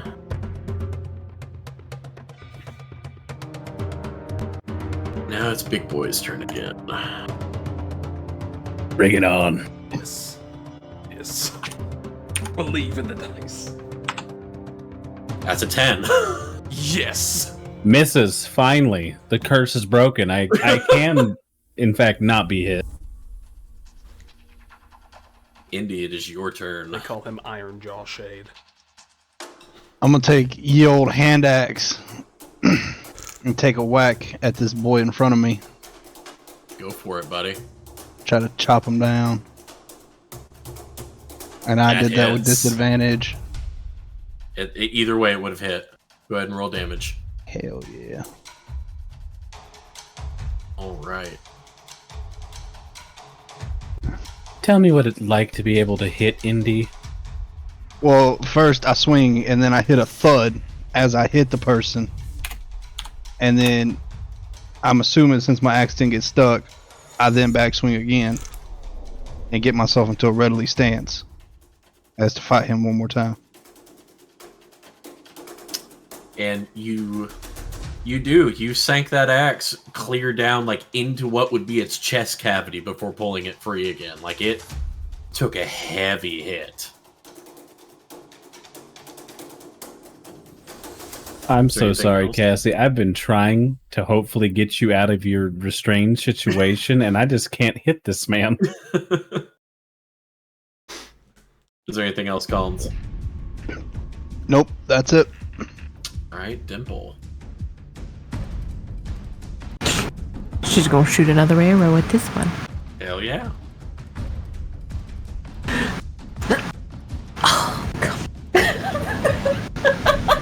I'm sorry, that one also goes wide as another little pixie arrow just Oh my god. off into the woods.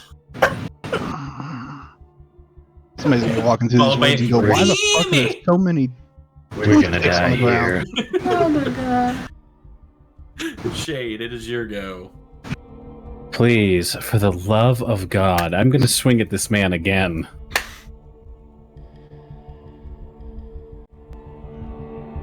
That hits. It's better. Thank God, okay? Divine smite that fucker.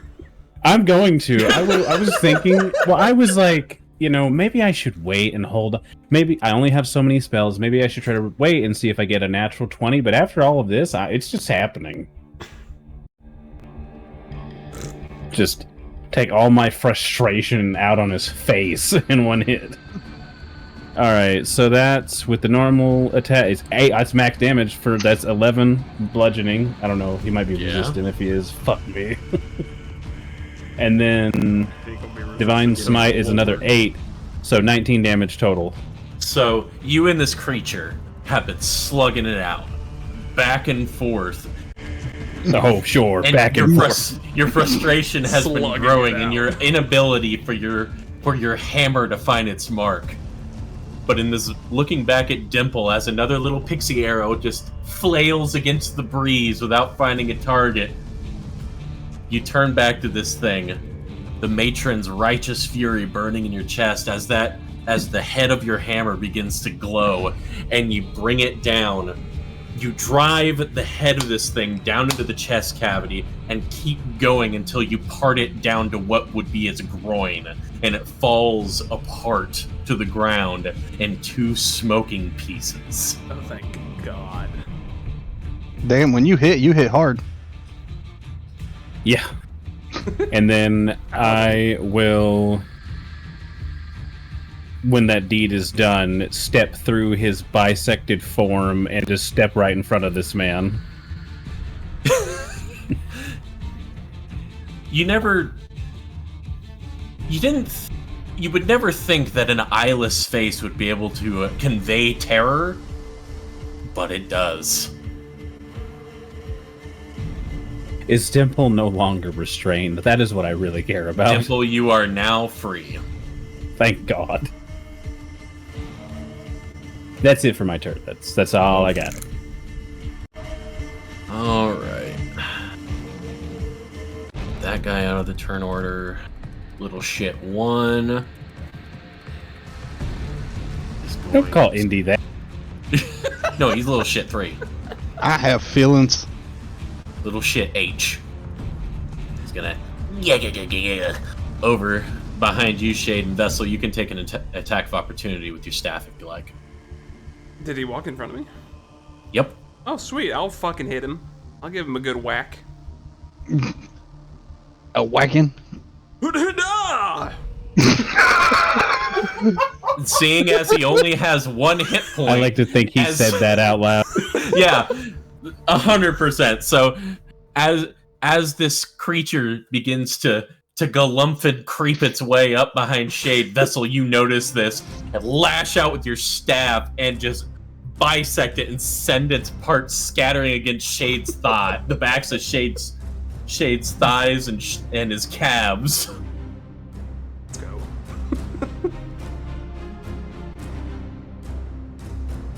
It's covered in splinters now. Look them little bastards. Nah, he's got armor. Well, and your poor wizard wrists hurt after the wood just hits the staff and makes that vibrate like ping. Ow. This one's going to attack Dimple. It's no longer at advantage. And that is a 5. Miss. It is now your turn, Vessel. Cool, since Nipple's free now. Step. I'm gonna shoot this guy with a firebolt. That is unfortunately a miss. Your wrist is still hurting, so it just fires off into the sky. The spiral is a little off. Fucking went wide. Alright, I guess that's my go. Alright, this guy's going to attempt to hit you, Cody. Alright. That's a 7. Misses. You're on a roll, Cody. I know, right? The world is my oyster now. That's a 15.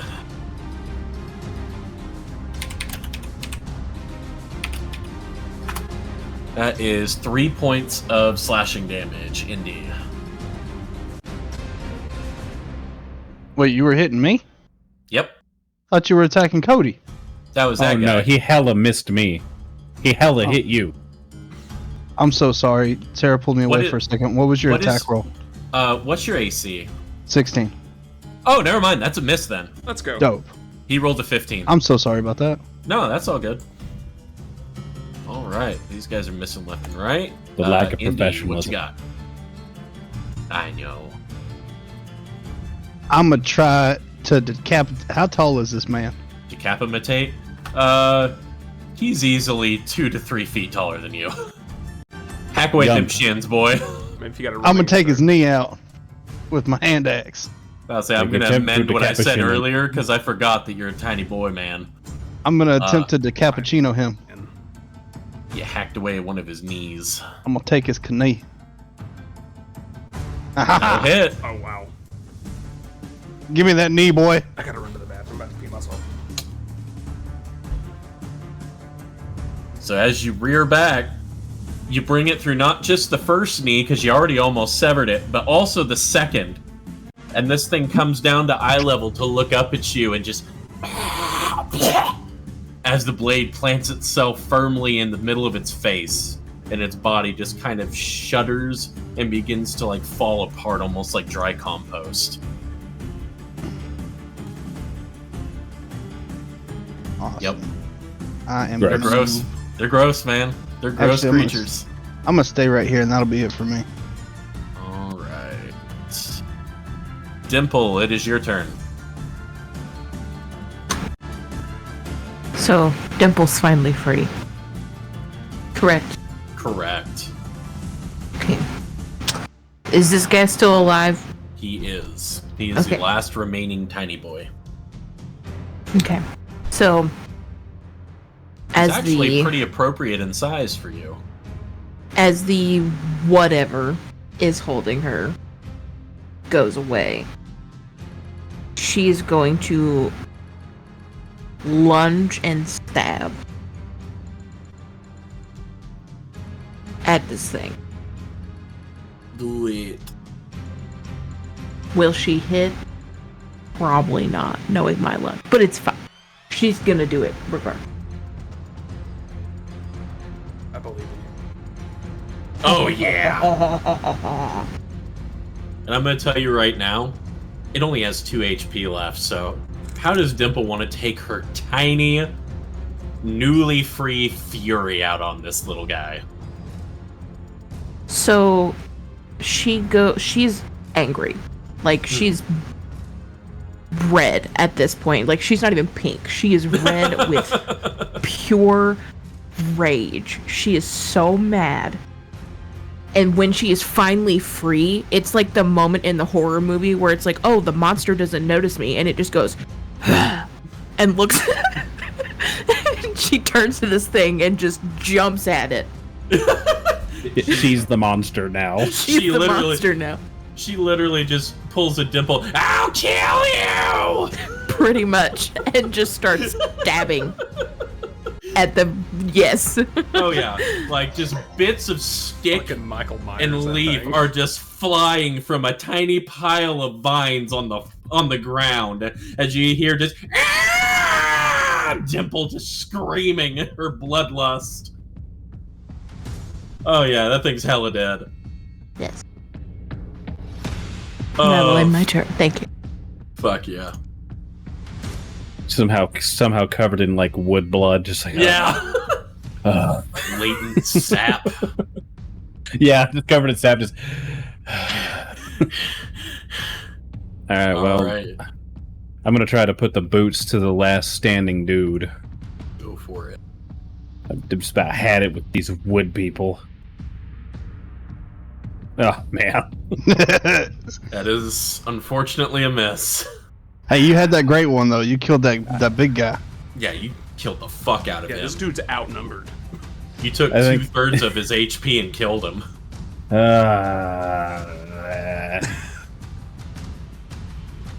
That's all I got. Vessel. I am going to just run over here and hit him. Try to hit him with a firebolt. I was about to say, whoa, buddy. Oh, that's a natural 20. Yep, that's 10 damage. So, Shade. Don't worry, Shade. I got him. You bring your hammer across to try and just smash the head from this thing's shoulders as it just sinuously like rolls its head out of the way. And right as its head comes back up into center, a firebolt slams into it and immolates it in a scream. Just turn the vessel really quick. Just give like a nod, like thanks. This is the second time that the combat has ended due to you doing a miss, and then I finished it with a firebolt. Why would you bring that up? I was just feeling good about you. Sorry, I just noticed it. Terrible thing to notice. Seeing a trend here. I don't like the trend. Get back, Ink.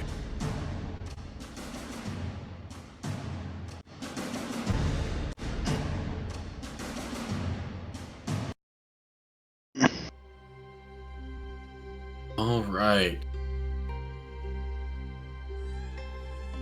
The wood goes still around you as the shrieks of the dying creature slowly fade away with the flames that consume its body. The sound of the blood in your ears dissipates over the next few minutes, and you're pretty confident that no more of these things are coming. In fact, turning back to look at the tree, the entirety of that pattern of fungus has almost seemed to wither, pull close to the trunk. I don't know about you guys, but I think we need to leave this tree. Does the overall appearance of the tree change? Not per se, it just... whatever influence it might have had on this area or these creatures has been diminished with their defeat. Immediately after combat, DM, I would like to use lay on hands to heal myself the hit points I lost. Absolutely. You gotta beat the fuck up. Yeah, I would like to just just put my hand on my chest and just it glows all the various splinters and stuff in me just like kind of just slowly push out of the wounds and knit closed as I go back up to full. Absolutely. Is anyone else wanting to take like a short rest or anything like that? I would love a short rest. Might as well. All right. Absolutely. I will. You guys make your way away from this tree and find a vaguely less threatening one that you guys kind of gather around and have yourselves a short sit down to tend to your wounds and catch your breath. And I think I'll use this opportunity with this short rest. DM needs a bathroom break. If anyone else does, we'll take 5 and we'll meet back here. Go ahead and roll your hit dice and everything.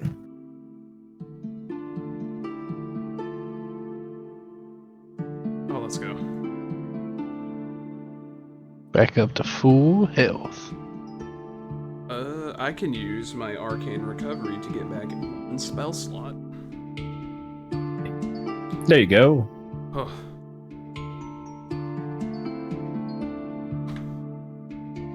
I am so sorry. We would have. I didn't know that was going to happen. I am so sorry. It's not your fault. You know whose fault it is? Collins. He's the one that rolled the 5 on that D6. Look, it's not like I thought the 5 was going to do anything crazy. And then we just, couldn't roll for beating. Poor Cassie was restrained. She's rolling with disadvantage. And, my favorite thing to roll in attack is a 5, apparently. I'm so happy Magic Missile just hits. It's a really nice spell because of that. There's very few spells out there that just hit. I think it is, there are very few anythings in D&D that just hits. I took out 2 of those little bastards. So, I was trying to gauge how much health they had. I'm fairly positive they had 5 health each. I do like how Dimple just descended upon that one. I imagine she just grabbed it by the face and just started stabbing. Yeah, just She was rage. mad. This is level woodpecker of rage. She was angry. If you didn't, Every right to if be. you weren't released from the vines, I was going to use my next turn to help you get out of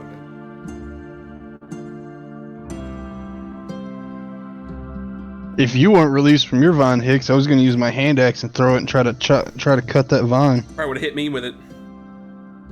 I rolled good. Vessel stuck right in the fucking head. That just kills you. So that is a natural 20 to hit, and you take 36 damage. Like, my head just disintegrates. Hey, great, I get to roll a new character. I'm doing a druid this time. I don't care, Kevin. You can't tell me no.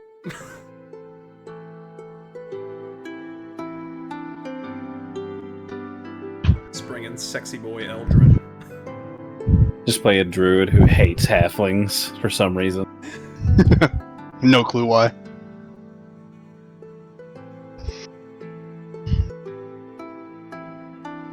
I totally forgot I had fairy fire for a second. Man, it was a good try. And as honest, that was a good thought. If it had succeeded, that would have, I probably would have went into that group first, having advantage. Dude, I couldn't roll for crap. I can't believe they both saved. I'm happy I hit that. Very first unfortunate. dude with the fucking firebolt and got away. Because the only reason I infused my armor is so that I can use it as my spellcasting focus in case my bag gets lost or some shit. And then I saw I had fairy fire. I'm like, that's concentration. I can keep that up.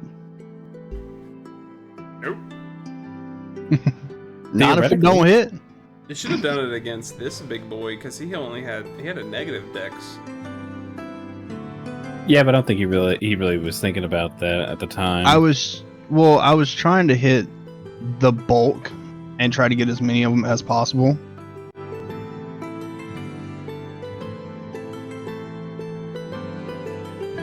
So I sat there and was taking measurements like a fucking tailor the entire time y'all were taking your turns. When we see any weird trees, do not go up to it and try to take notes. Nonsense. He wouldn't dare do it twice. The very next the tree. same type of tree with the same exact type of stuff on it and be like, nah, this isn't that again. And there's like 30 of them the next time. Vessel just gets drug into the tree and eaten. Not the bees! I feel so bad that happened. I didn't think that was going to happen. I didn't think that would lead to combat. I thought some weird stuff was going to happen, but I didn't think that was going to happen. It very well could have just been weird stuff. Like, he was when he had Collins roll that 1d6, he was having Collins roll on a table. So I thought worst case, I was going to talk to a mean tree. I'm just take notes. happy it was some easily killed things instead of like one big thing that we would have to like sit here and chop at. Walk up the trees like, what do you want, big nose? What you doing here, ugly? What you doing in my woods?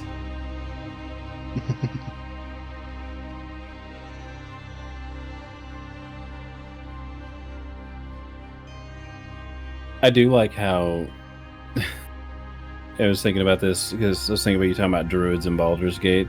How like the first time you ever talked to an animal in Baldur's Gate, you were like, they're much more well spoken than the animals in your game, Cody. But then like you went on to say every animal in Baldur's Gate has called me ugly. Every fucking every bird. It was every bird that I talked to called me ugly. Well, stop being ugly. I mean, pretty much. That's how you fix that. Ugly from my parents. I can't help it. You gave me. I come by it honestly. All right. So, the adrenaline of battle has faded. You guys have found a safe spot away, or as safe as you can manage. Oh well, Collins isn't even right here. I've got my headset on. You're good. That is jarring. What are you talking about? He's right there. It's just wearing. He's got his camo on. You guys have caught your breath, tended your wounds. Are we continuing? Vessel is profusely apologizing. So sorry. So sorry. Sorry. Stop it. It's fine. Yeah, you didn't know that tree was gonna attack us. God damn it, Collins. You're not in your chair. Get back there. Yeah, I know. It is really disconcerting. It's like your disembodied voice. Yeah. I hate it. Shit, is that Wendigoon?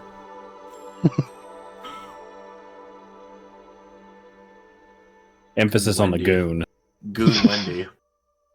Goon Wendy. It's Indigoon. Oh no. So are you guys continuing your trek southward? Yes, Kevin, by the way, you were gone. I used my arcane recovery to recover 1 spell slot. Okay. So I at least have that. Alright.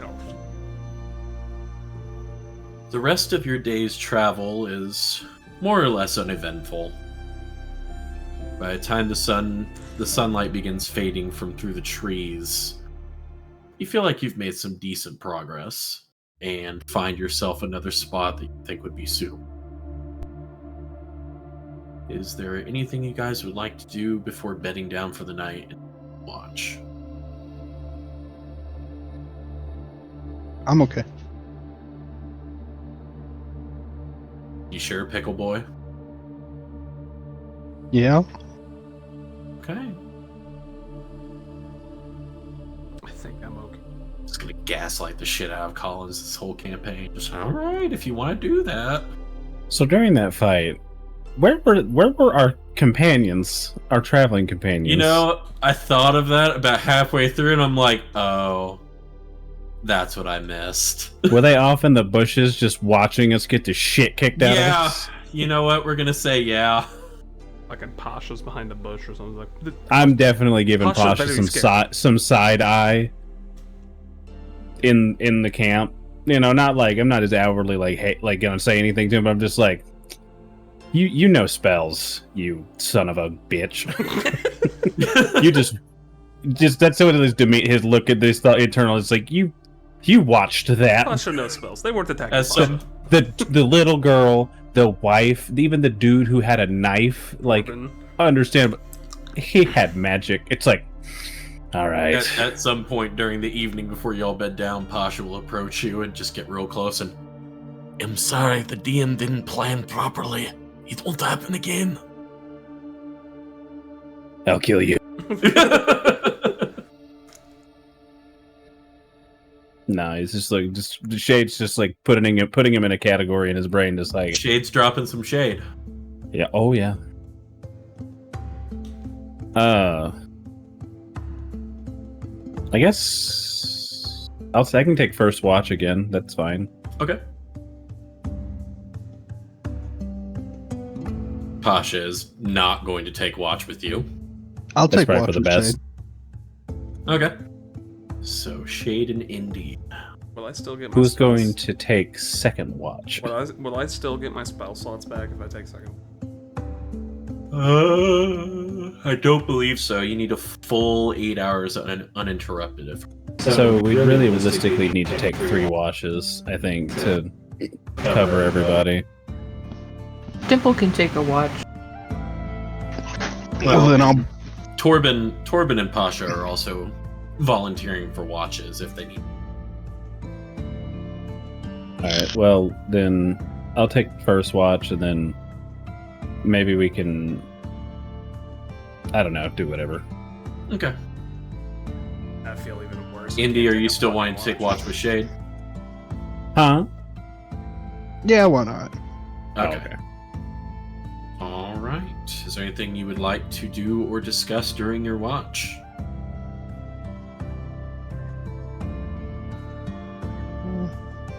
Shade's just sitting there with a whetstone, just like sharpening and like cleaning and polishing that sword that he got off of that bandit. That's all you hear, Indy, as he just stares straight ahead with those unnerving eyes. Just And he's sitting there trying to muster up the courage to start a conversation, just like casually bringing up his hand and then just putting it down every time he hears the whetstone. And he goes, "So, where are you from?"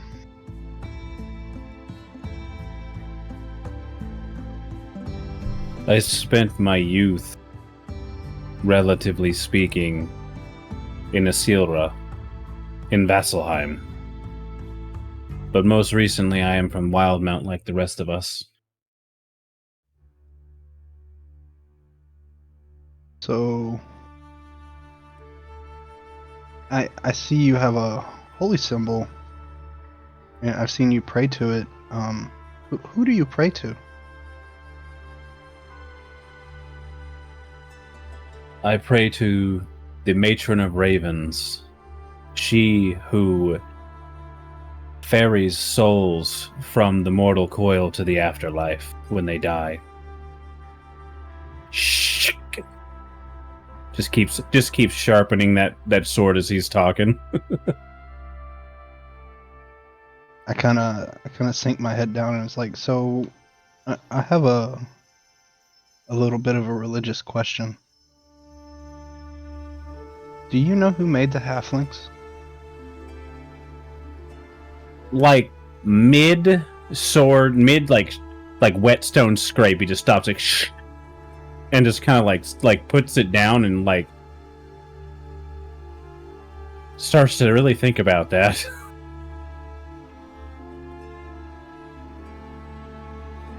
Everybody has all these gods to pray to and certainty in who made them, and it just I don't feel that same way.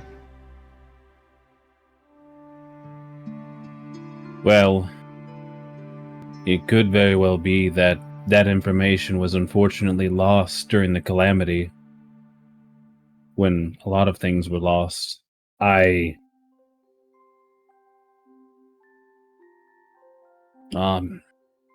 Unfortunately, I do not know that.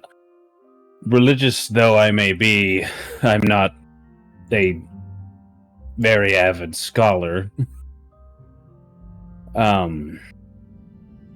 Maybe when we get to a city, they might have a library. Maybe you can research this, or ask some of the temples. Maybe they could point you in the right direction. Maybe. I saw how you were sharpening that sword there. If you take your hand and you tilt it a little bit more, you'll get a better edge on that sword. Yeah, like nods. I appreciate that. It starts to does what it does. It changes that angle a little bit, and just continues sharpening the sword. And he goes, "If you were asking about where I'm from due to my appearance, my people are from the Shadowfell." Oh.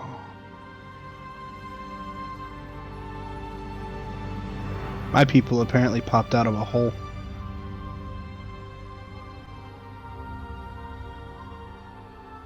That remark gives Shade a slight smile, and he goes, "We'll call it even on whose is weirder."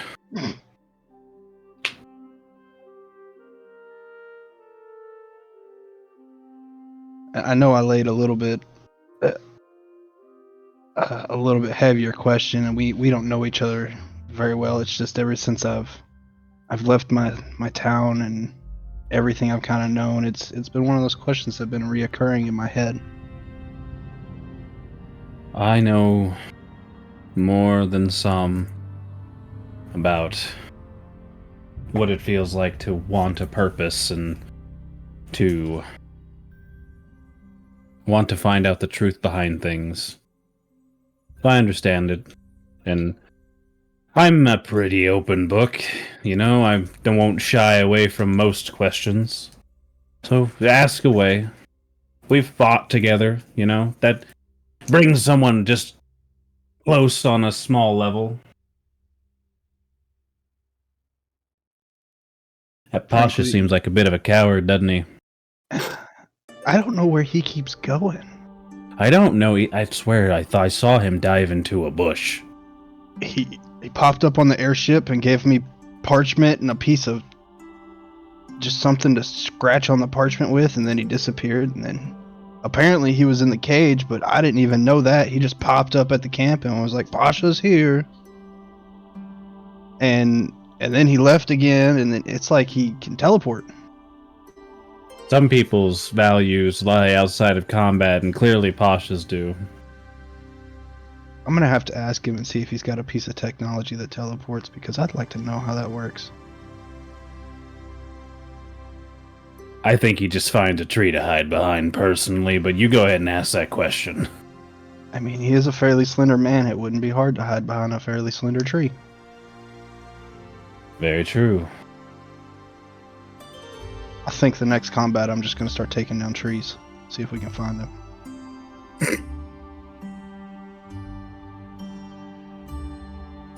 I don't... Sure, sounds great.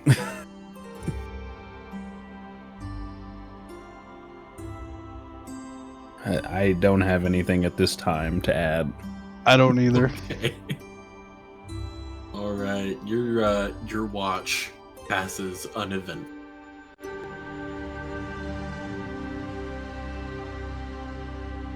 All right, I don't know who I'm kicking awake. Probably Pasha. Get up, or Yeah. you take. Yeah, it's like kind of just shake Pasha's with shoulder like, "Hey, I'll go It's wake your Torn watch. up.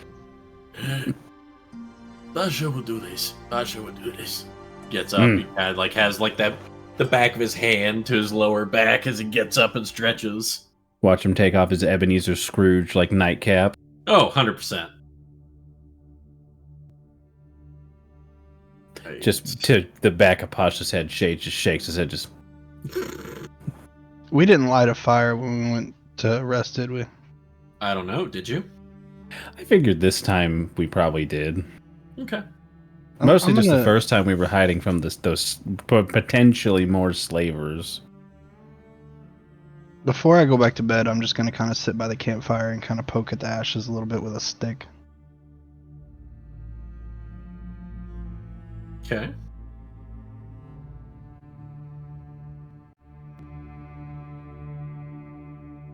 Are you waiting for Pasha, or are you... No, I'm just kind of off in the background. Okay.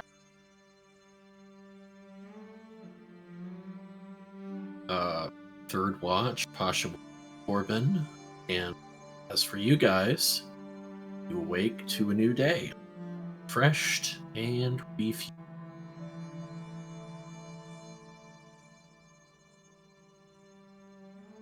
So, the curiosity takes me, so I just gotta ask. Cassie, did Dimple sleep last night?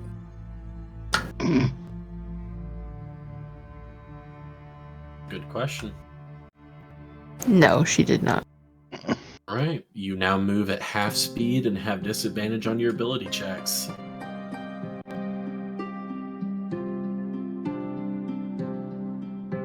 Are we noticing her just getting? Yeah, I was about to more say, and more can I tired? notice her So- being really tired? Dimple comes out, and are you attempting to act normally, Dimple? Yes. I need you to make a deception check. Okay. Or rather, No. deception or performance. Okay. That would be at disadvantage. Yep, that would be. Okay.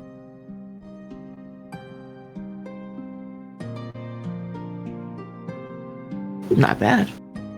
Right. If anyone would like to make an insight check against that, I will gladly I'll make try.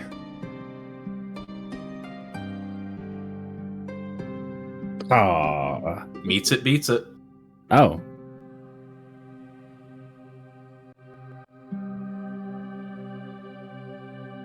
Just gonna like see you her being a notice- little extra You know droopy what on to my look shoulder. for.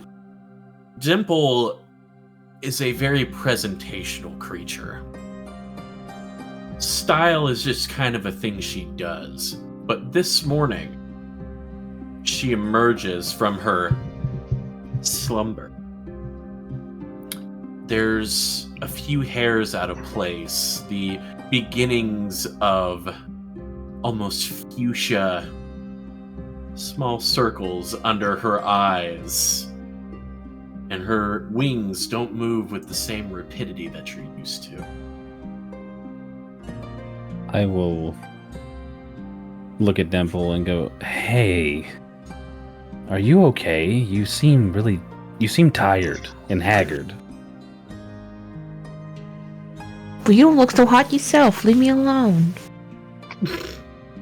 Well, are you not getting adequate rest? Do we need to get you something comfortable? She kind of like side-eyes him. I'm sleeping just fine. Inside check. I'm gonna go off of your last one and say the lie detector test said that was a lie.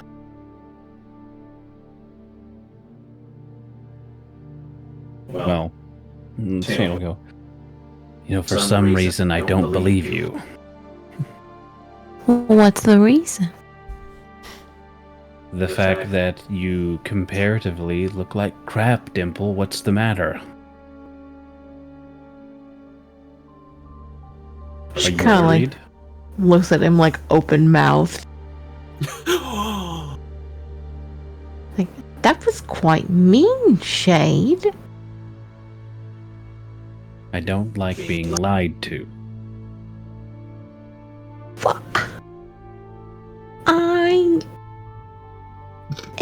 It's fine. I just, I don't trust that Pasha guy.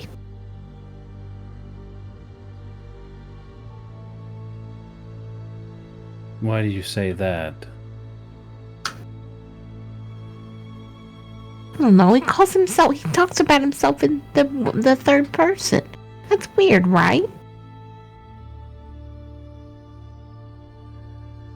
That is strange, but is that your only reasoning for distrusting him enough to lose sleep?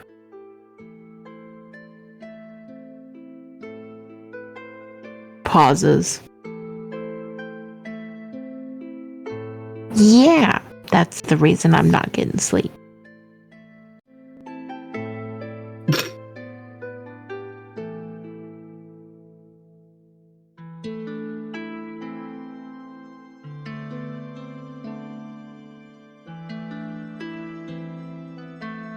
Well, you should really think about sleeping before you cause physical harm to yourself. I don't want to sleep in these woods.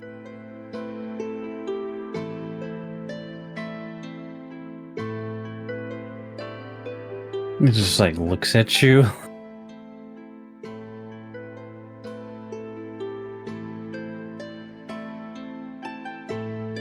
Alright.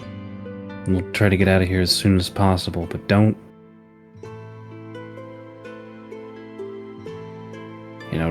kill yourself with not sleeping. I said what I said. I ain't sleeping in these woods. He just starts looking around. We need to keep moving. So now I'm worried.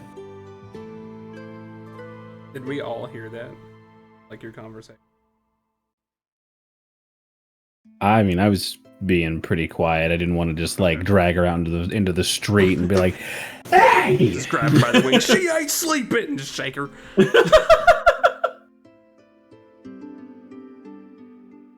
But yeah, Shade's basically starts just getting everything together really quick. All right, let's move out. Let's go. Let's go. All right. Now Torben hasn't finished his coffee yet. He can drink it on the way. He can walk and drink. Oh yeah. All right. So you guys in your trek again. I want to watch, but I want to walk behind Pasha and see how he teleports. So what is the day's marching order? Smelling I didn't ask that nauseous farts all yesterday. day. Oh, and they're rank. Well, I'm behind Sulfur. Pasha. Is any of us trained in survival? I don't. I already know I'm not. I don't even know why I'm checking. No. I have perception, so I mean, a trained in perception, so I can walk up front. I'm not proficient in survival, but I have a 2 because of my wisdom. I have a 1 because of my wisdom. I have disadvantage, so. I will lean over to Dimple and whisper, like, you can hide in the hood of my cloak if you want. Just like, he's all weirded out now.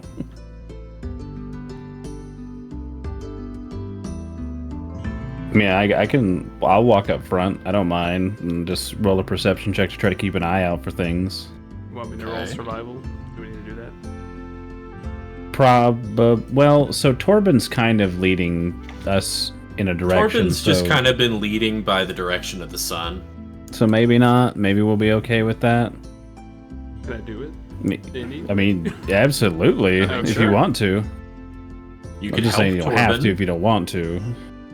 That's a good roll. So you see what Torben's going for, and you kind of correct him by just a few degrees, even though he's mostly on, but you're like, maybe this way instead today. You shake my head at Torben, and I thought you knew. And Can I make a perception check to keep a lookout? yeah. If you're wanting to keep your eyes peeled for the day. I gotta go back to the bathroom. Hell yeah, brother. You see Now into I the roll future. really well, thankfully. I'll take it. We will wait for Bronson to get back. Unless one of you three would like to roll the d6 for the... I'll do it. Oh my god.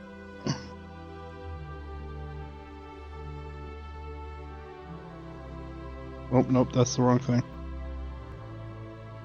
Oh god, he's got a gun!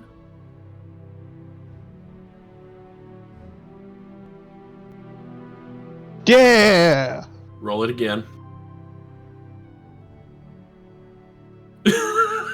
Didn't like my roll. Hey! Alright, so we'll wait for Bronson to get back. That's either really good or really bad.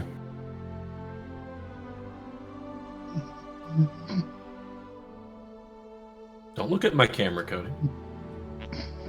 Why is Colin scaling? Because he rolled a 6 for the day's travel. On a d6. I hope That's either really good or really I bad. hope that's good. So, I'm gonna walk into a wandering fucking spectator.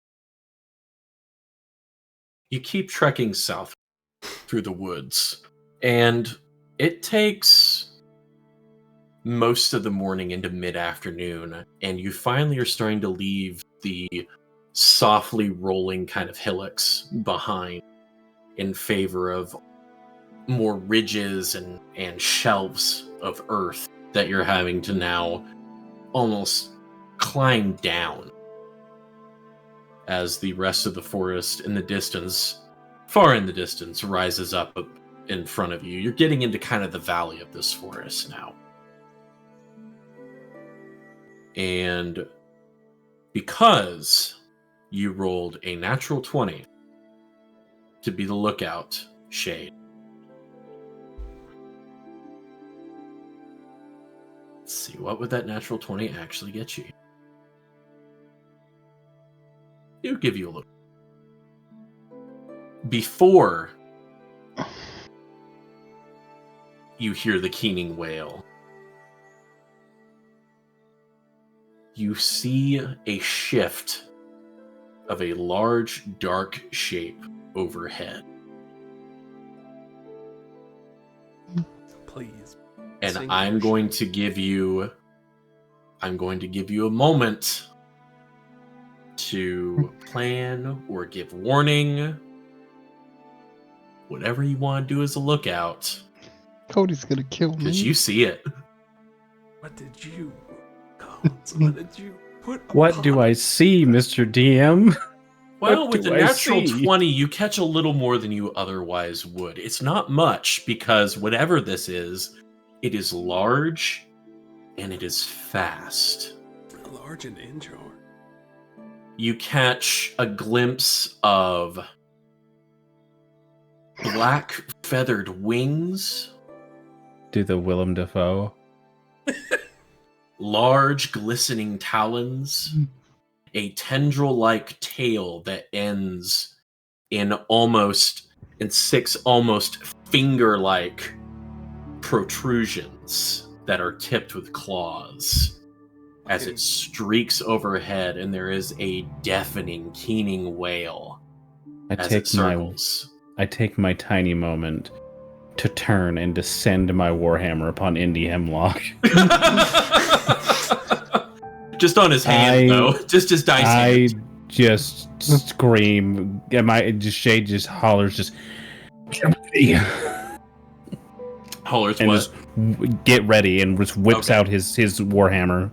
And because of that, since you rolled a natural 20, you negate the creature's surprise round, as bursting through the canopy above, there is a large winged form with a muscled leonine body, and the head is almost an amalgamation of beak and snout. The feathers are a raven black that almost have a tar-like substance that runs from them down its form and down over its claws, where the claws are dripping this ichor, and blazing violet eyes stare at you over this strange snouted beak. I thought in the beginning of D&D campaigns you fought like rats in basements. That's when you're level 1, buddy. You're level 2. I'm going to throw myself onto my own weapon. Can I just put It my just hand sounds over my like a face and liger. firebolt my face? I'm done. Oh no, I'm a We are tiefling. I'm going resistant to to fire. I'm not rolling the epic D6 battle list anymore. for this. Don't even act like you would be allowed.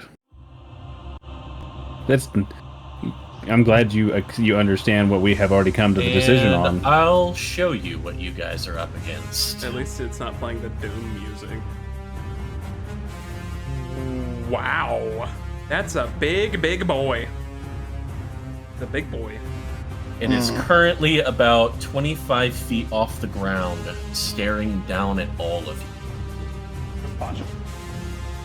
The ichor dripping from its talons down onto the ground.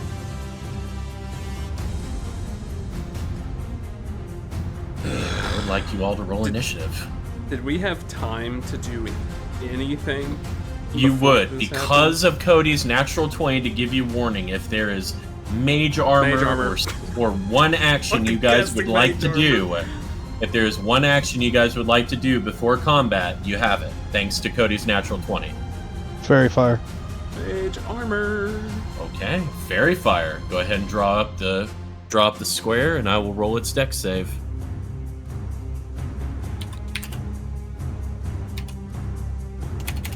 My dex mod is +1, so my AC. Oh, my AC was 11. It's not 10. Shit. Oh, Good to know moving forward. Combat's over, so my dex right now, my AC right now is a 14. All right, it rolled a 6. It is fairy fire. So as you release, what color is your fairy fire, Collins? It is illuminated blue. All right. So a thin nimbus of blue flame clings to this creature's form. What?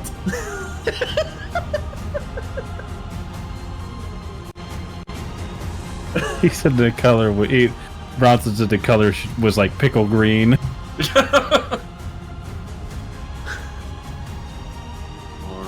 Alright. Vessel, what are you doing? I just casted Mage Armor. Okay. That's all my turn was. A little pre-battle fucking move. Dimple and Shade, is there anything you guys would like to do with your action? I mean, if I get an action before I draw my Warhammer, I would like to throw a javelin at it. Sure. It is fairy fired, so it would be an advantage. Ooh, nice calls. Yeah. That'll hit. Does 5 damage to it. And then I draw my Warhammer ready to fight. All right, sinks in its muscled flank ahead of its foreleg as it howls in defiance of the blow. Honey, do you want to do like an action before the combat? I was waiting for everyone to be done. Oh, I'm sorry. That's why I wasn't speaking. Can shoot it with my bow. Go for it. At advantage. Which means I get sneak attack, right? You would, actually. Let's go.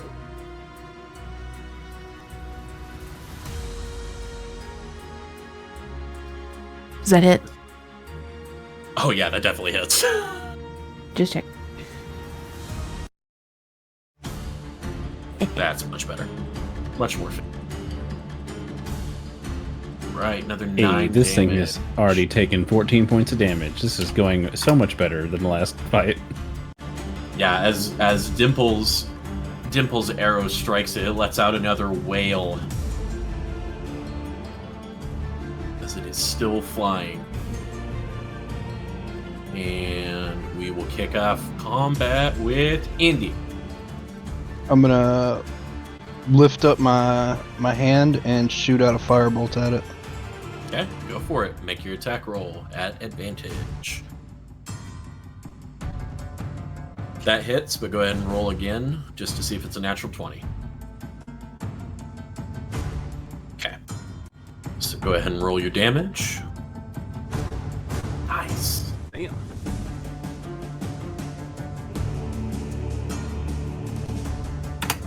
Alright, your firebolt sails through, striking it in the neck, sending it off balance for a moment as it recovers, the wings powerfully flapping.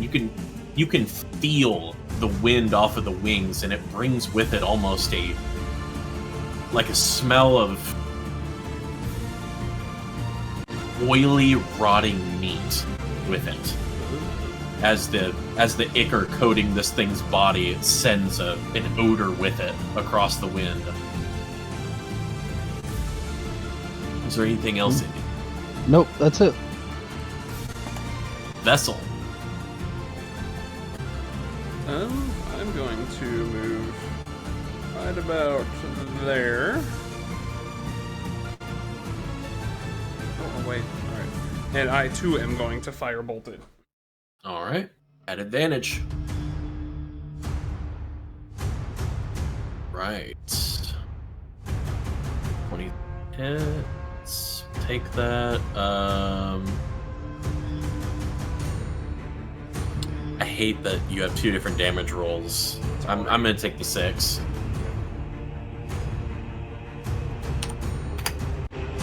Right, another solid impact as some of the feathers on one of its wings are singed away. It is still angrily looking over all of you. Oh, no, Anything else? Its turn. Is its turn. I am done. It is going to swoop down. It is going to make 2 attacks. One with its beak and one with its claws. It's going to strike out with its beak at Indy.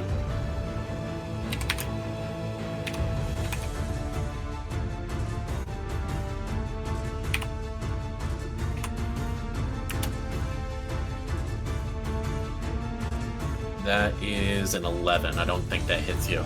That misses. Okay, and it's going to swing with the claws at you, Shade.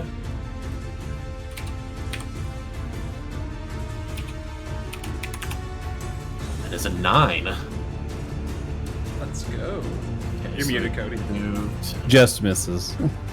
Moved 30 feet. So as it does, basically what it's going to do, you will both get attacks of opportunity, but it is going to swoop down through and around you and back up to that 25 feet with its 80-foot flying speed. Okay. So you guys can go ahead and make your attacks of opportunity. Absolutely, man. With that attack of opportunity, would I have, because I don't have any weapons in my hand, would I have chance to pull out my light crossbow? Or am I just going to have to do an unarmed strike? I would say you could pull out your hand axe. Okay. Take a good old swing and swing. With Definitely hits. I'm going to divine smite that, Mr. DM. Oh my god! Where was that last fight? Bigger creature this one. Fight? Bigger creature. Go ahead and roll your damage, Collins. And then I'll roll mine. Okay, so no, that's your.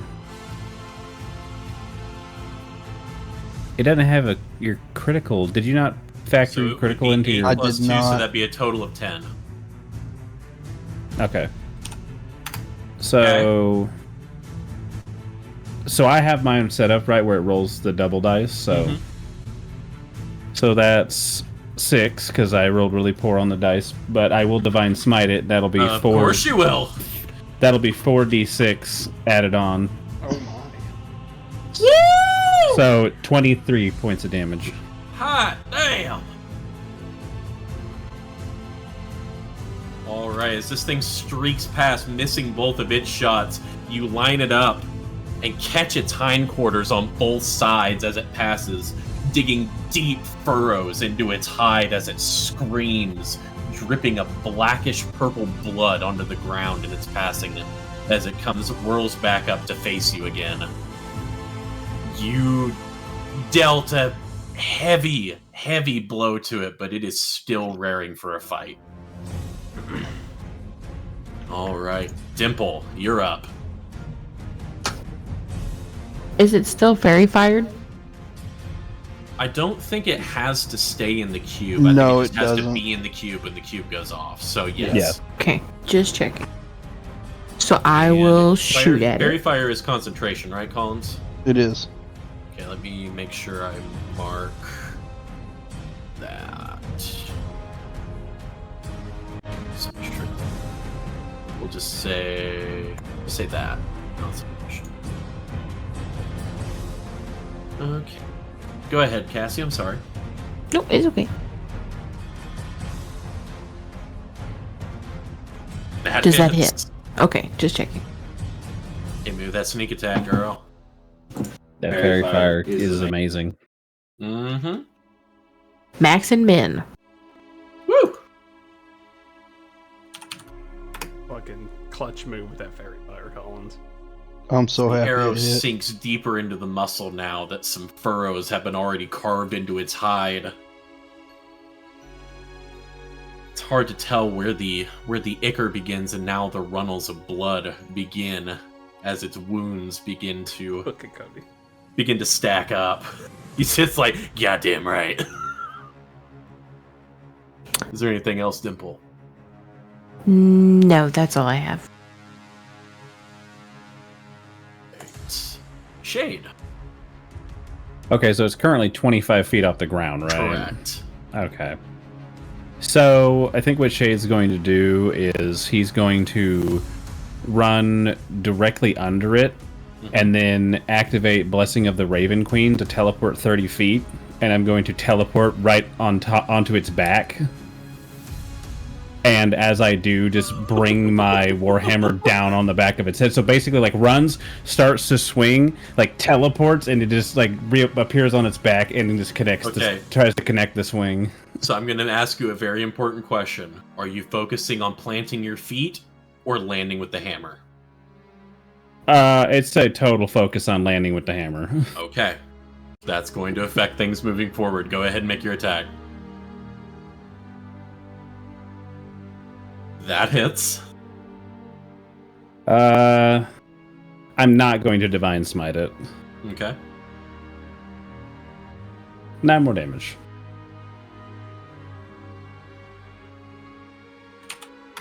Alright, you bring it down right into the middle of its back where its wings connect. And as you do, you hear something pop under the weight of your hammer. as the wings go stiff for a moment before continuing to flap. And I need you to make a dexterity saving. Okay. I'm good at those. I have a 10 dex. Oh! Hey, you're good at those. Fucking like do a All somersault right. in a hand. So as it a triple backflip. as it throws you off, you manage to, as you fall, grab one of its thrashing limbs to halt before dropping, and you land safely into a roll under it. Your damage dealt. Nice. Fuck you, That cool ends boy. my turn, Mr. DM. Edgy cool boy. All right, Indy, it is your go. This thing is starting to look rough.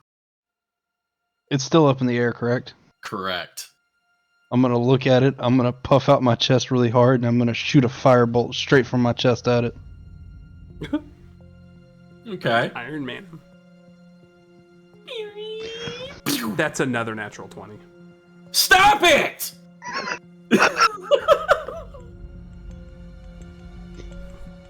It's 1.5, right? No, it's double dice damage. Ah.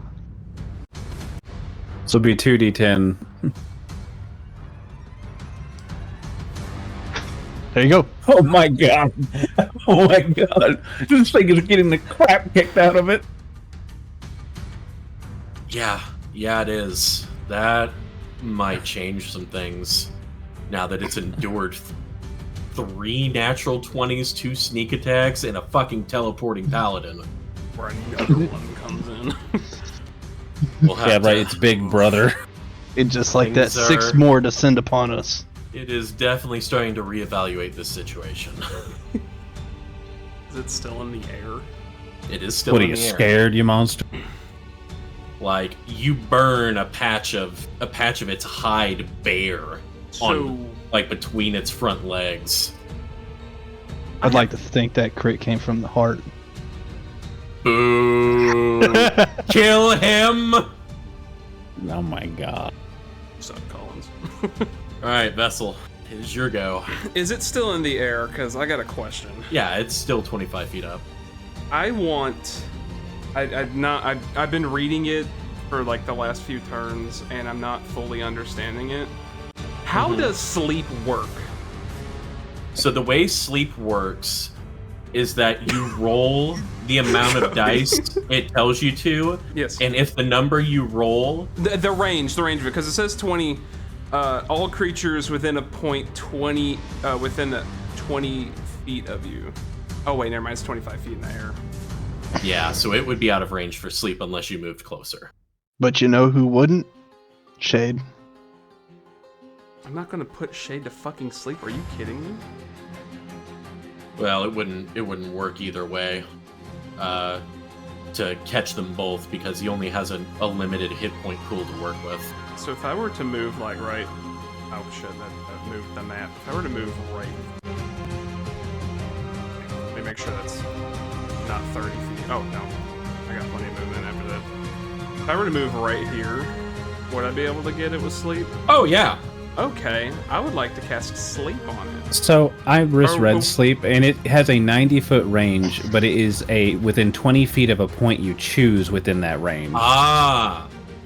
So it's basically a 20-foot sphere, but it's within. You could put that sphere within 90 feet of you. So You I could can put point that it right sphere at 10 it, feet and it's above a it. fucking like Yeah. So it wouldn't hit fucking So you Shade just at all because gotta- it's 25 feet above him. So the linchpin of that is you have to roll the dice it tells you. Yeah. And if that number is equal to or more than the hit points the creature currently has, it's put to sleep. And unfortunately, it does have more than 25 hit points. Okay, I did that to try and put it to sleep and also gauge where its hit points are at. Right. Good. Hey, smart maneuver. Okay, alright, well. Oh, for the future, I'm a Shatterkai, so I'm an elf, and I'm immune to I can't be put to sleep magically. Oh, nice. Oh, yeah, that makes it a lot cooler. I don't have to worry about things with that now. That's an action. Yeah, that's all I got. All right.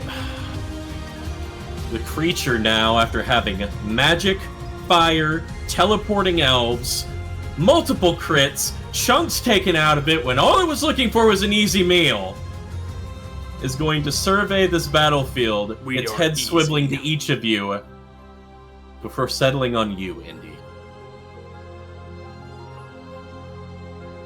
And it is going to bum rush you, and I need you to make a strength saving throw. Halfling strength, bro. Oof. Oof. You all watch. Oh no. Is it just as this creature swoops down, fly, darts across the ground, and then back up into the canopy. And there is no Indian on the ground. He snatched a baby boo. And the creature's keening wail cries out above the treetops as it begins flying southward. No, it's still... And that's where we're going to end our session tonight. No!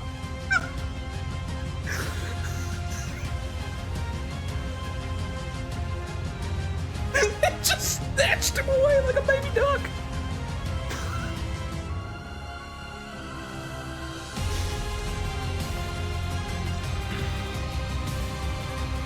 Cody, you're muted. That's where we're ending? I mean, if you guys want to keep going. I want to keep... No, I it's just... got snatched. It's fine. It's fine. It's just like... I'm just like... Let me cut its talon or something. I guess we'll be picking this up next time. Like I said, it is pretty late. It's only 11:20. I didn't know if you guys wanted to go and do the full chase with this thing yet, or save it for next session. I'm down for the cliffhanger. Yeah, probably should wait. Alright, then that is where we will pick up next time, so, as you watch just the barest hint of Indy's flailing little arms and head hanging outside of one of this thing's gigantic taloned feet as it flies back up into the trees. Is it within, we're just going to keep going. Is it within 90 feet still? Let's see, it has 80 feet of movement. It is definitely. 5. It was on top of Shade. Well, they were togetherness. 45. I mean, I could still like run to it too. So it would have gotten all the way to the end of the. It would have gotten all the way over here. Oh my Jesus God! We just worry about it next time. I say we just keep going to town. Wow, man, that sucks. Anyway, we got civilians to protect. Yeah. Goddamn, he was a sacrifice. He was the only one that wasn't with the group. It's still fairy fired, and so you could still fucking get the hand axe out and start chopping. Just you gotta deal with the fall afterwards. Yep. You're probably gonna have to deal with that fall no matter what. For the love of God.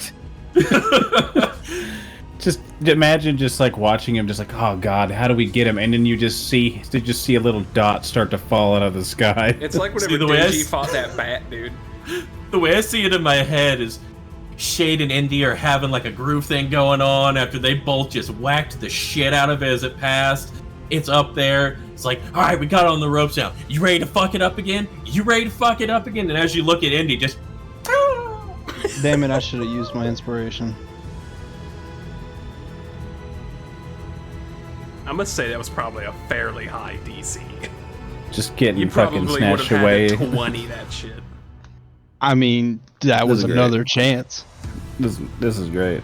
This is going to be so interesting next time. I really wish. I'm happy we know it's still above 25 hit points, but man, that would have been great if I put it to sleep. The good news is, I will say this moving forward. The good news is, you guys fucked it up, and it is bleeding a lot. We can follow that in. Yeah, we can recover Indy's bones after it feeds him to its young. Indy's gonna be like in a giant nest somewhere fighting baby, whatever the fuck that is, crossbow in one hand, axe in another. Nah, fuck that. Right. This is how I get my companion. all bloodied up. Just come on. What are you gonna And try he's to do? just in the nest taming holding a one of femur these bone, things just with a fucking bring it on! pickle? I'm gonna take one of the younglings and tame it, and it'll be my best friend, and I'll be able to fly.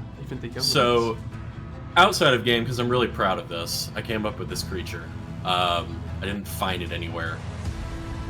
Reading about the history of the Parchwood and like it being still kind of influenced by the essence of a betrayer god from the Calamity, I thought about what kind of weird things it might influence or create. So this is what is called an Ichor Quill Griffin. It is a twisted version that is only found in the Parchwood. Well, it's gross, I'll tell you that. Yeah, it's nasty. I fucking regret rolling a damn 6 now. I feel like this was Now? probably gonna happen no matter what at this point.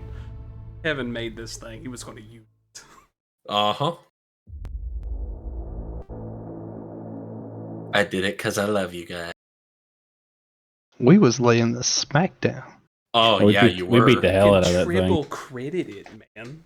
And that's its modus operandi, man, is if it can't get its meal in a fair fight, it's gonna snatch and grab. It's like that. It was like for a minute there was like the Jujutsu Kaisen video where it's just Itadori and that other dude just like clapping doing the claps and just beating on the thing. His name is Well, I'm about to show this motherfucker. He picked up an unhappy meal. Shut up. If all three of us, while it's flying away with you, hit it, I am going to try to put it asleep again. You're going to have to deal with it. Probably. I'll say you guys. Realize if it goes not in the air, it gonna fall down. I mean, you might and now not only am I gonna take fall damage, I'm gonna take fall damage with a big ass Your creature only landing on me. other option is this thing taking you back to its lair. We can triage you. Like I'm proficient in medicine. I can get you back up to 1 HP. There's not a triage for hitting the fucking ground with a fucking griffin landing on me. Just There's maybe it'll spin, dude, and fucking you'll just land on its stomach. And Best case scenario, and be unharmed. I somehow live and my 2 jars of pickles are broken. Yeah. All right. Broken and the glass shards are in your body. Worst case scenario, He's gonna drop you like 80 feet down to the forest floor. You're gonna land on your keys. Okay, so either everyone attacks it and kills it midair, or everyone attacks it, doesn't die. I put it to sleep midair, so... We just find Indy's body and it's like, oh look, his neck broke his fall. I'm about to look like a goddamn tube of toothpaste. I don't know. I don't know. I don't know what to do here. Sorry. Yo, inside's gonna become your outsize, man. I don't know. Man. This is rough. In that thing's desperation, you were just a delicious looking little snack pack. Maybe if it starts flying away from just being hurt. You were the only one that was off on your own. You were far enough away from the others where it wasn't going to provoke further attacks trying to take you. You were the logical decision. I think it's just mad I turned it blue. Yeah, probably that too. Now, it's really funny in retrospect because I made that joke a long time ago about planning to have a creature come up and snatch you. And now it's happened. I'm gonna tell you this right now. I make a new character, fucking Goliath. I am going to be the biggest unsnatchable thing you can possibly find. Goliath Artificer. He has griffin trauma. It's gonna be a Goliath who like walks around with rocks in his pockets to weigh himself down. Always moves at a quarter speed, but man, immovable. Not picked up today. Oh, well, good shit, guys. I hope you had fun. Oh, I've been waiting to spring that griffin on you. 3 weeks. I'm just happy we got the surprise attack. Dude, Cody's natural 20 changed a lot. I need you to know that right now. If this thing had gotten the jump on you, and it had gotten somebody with its multi-attack in a sneak attack round, one of you might have been down at the very beginning. Well, it got its ass beat. It really did. That was insane. That was so many natural 20s. You know what? Still not as many as I've seen in combat in one of my campaigns. That was 5 in like 30 minutes. Yeah, okay. A blue dragon would like to see you for about like 11.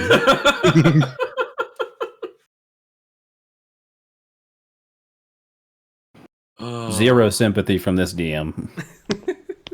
Oh, good shit. That's good shit.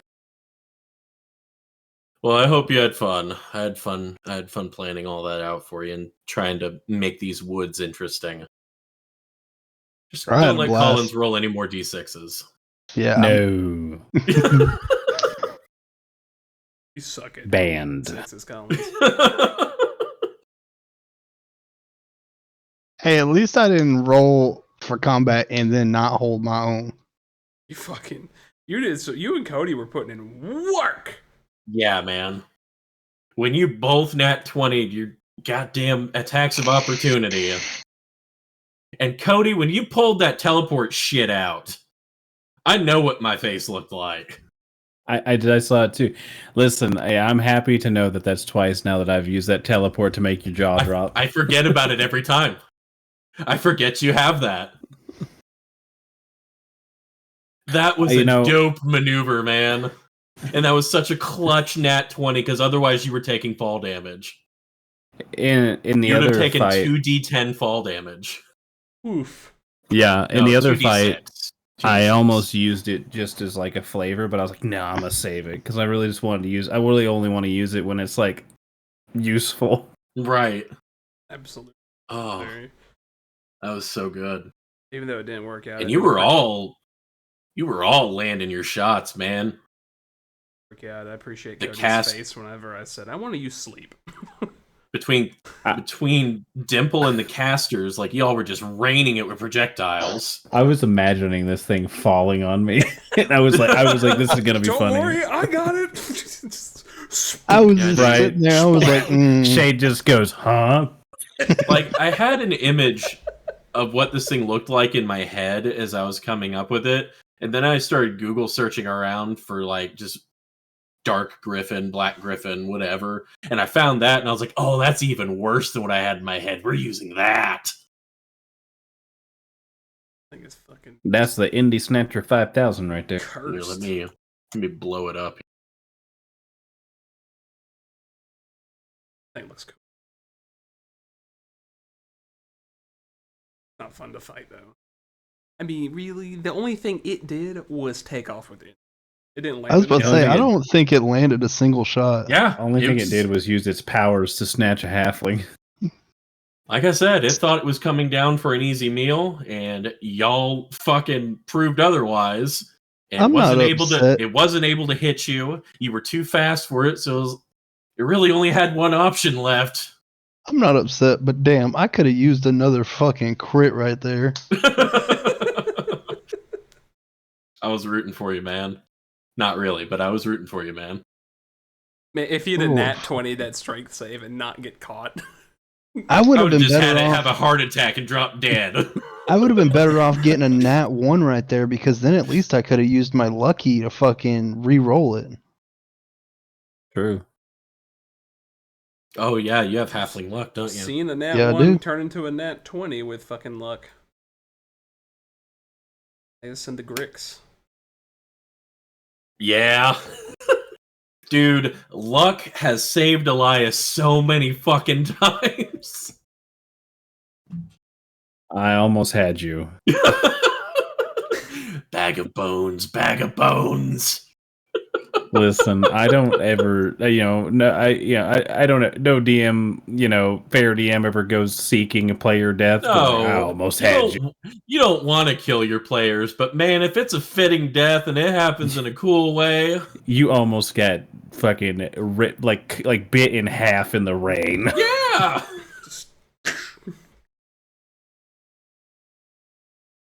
I'm still traumatized from the horse. I'm gonna tell you what. This fucking thing doesn't die. I'm gonna make it my sole personal mission to find it and kill it.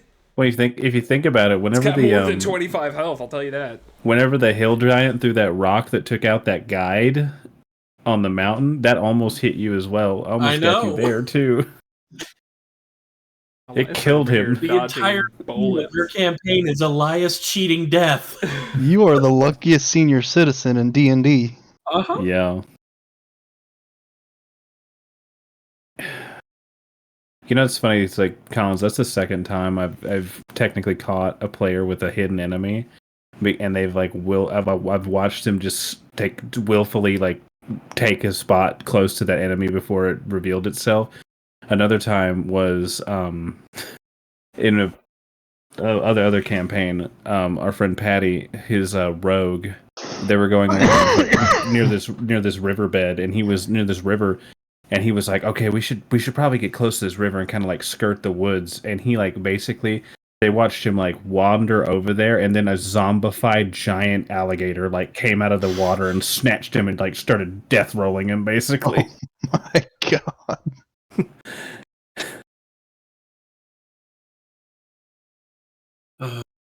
Good shit tonight, guys. For future reference, how the fuck do I get rid of these squares? You click on them to where your cursor turns into the cross where you can move it around, and then you'll right click on it. Delete. Okay. Or whenever you've clicked on them like that, you can just hit the delete button on your keyboard. That too. I just don't want to keep having to leave them up, especially for something like Fair Fire, where it only needs to be up for to see who's in it.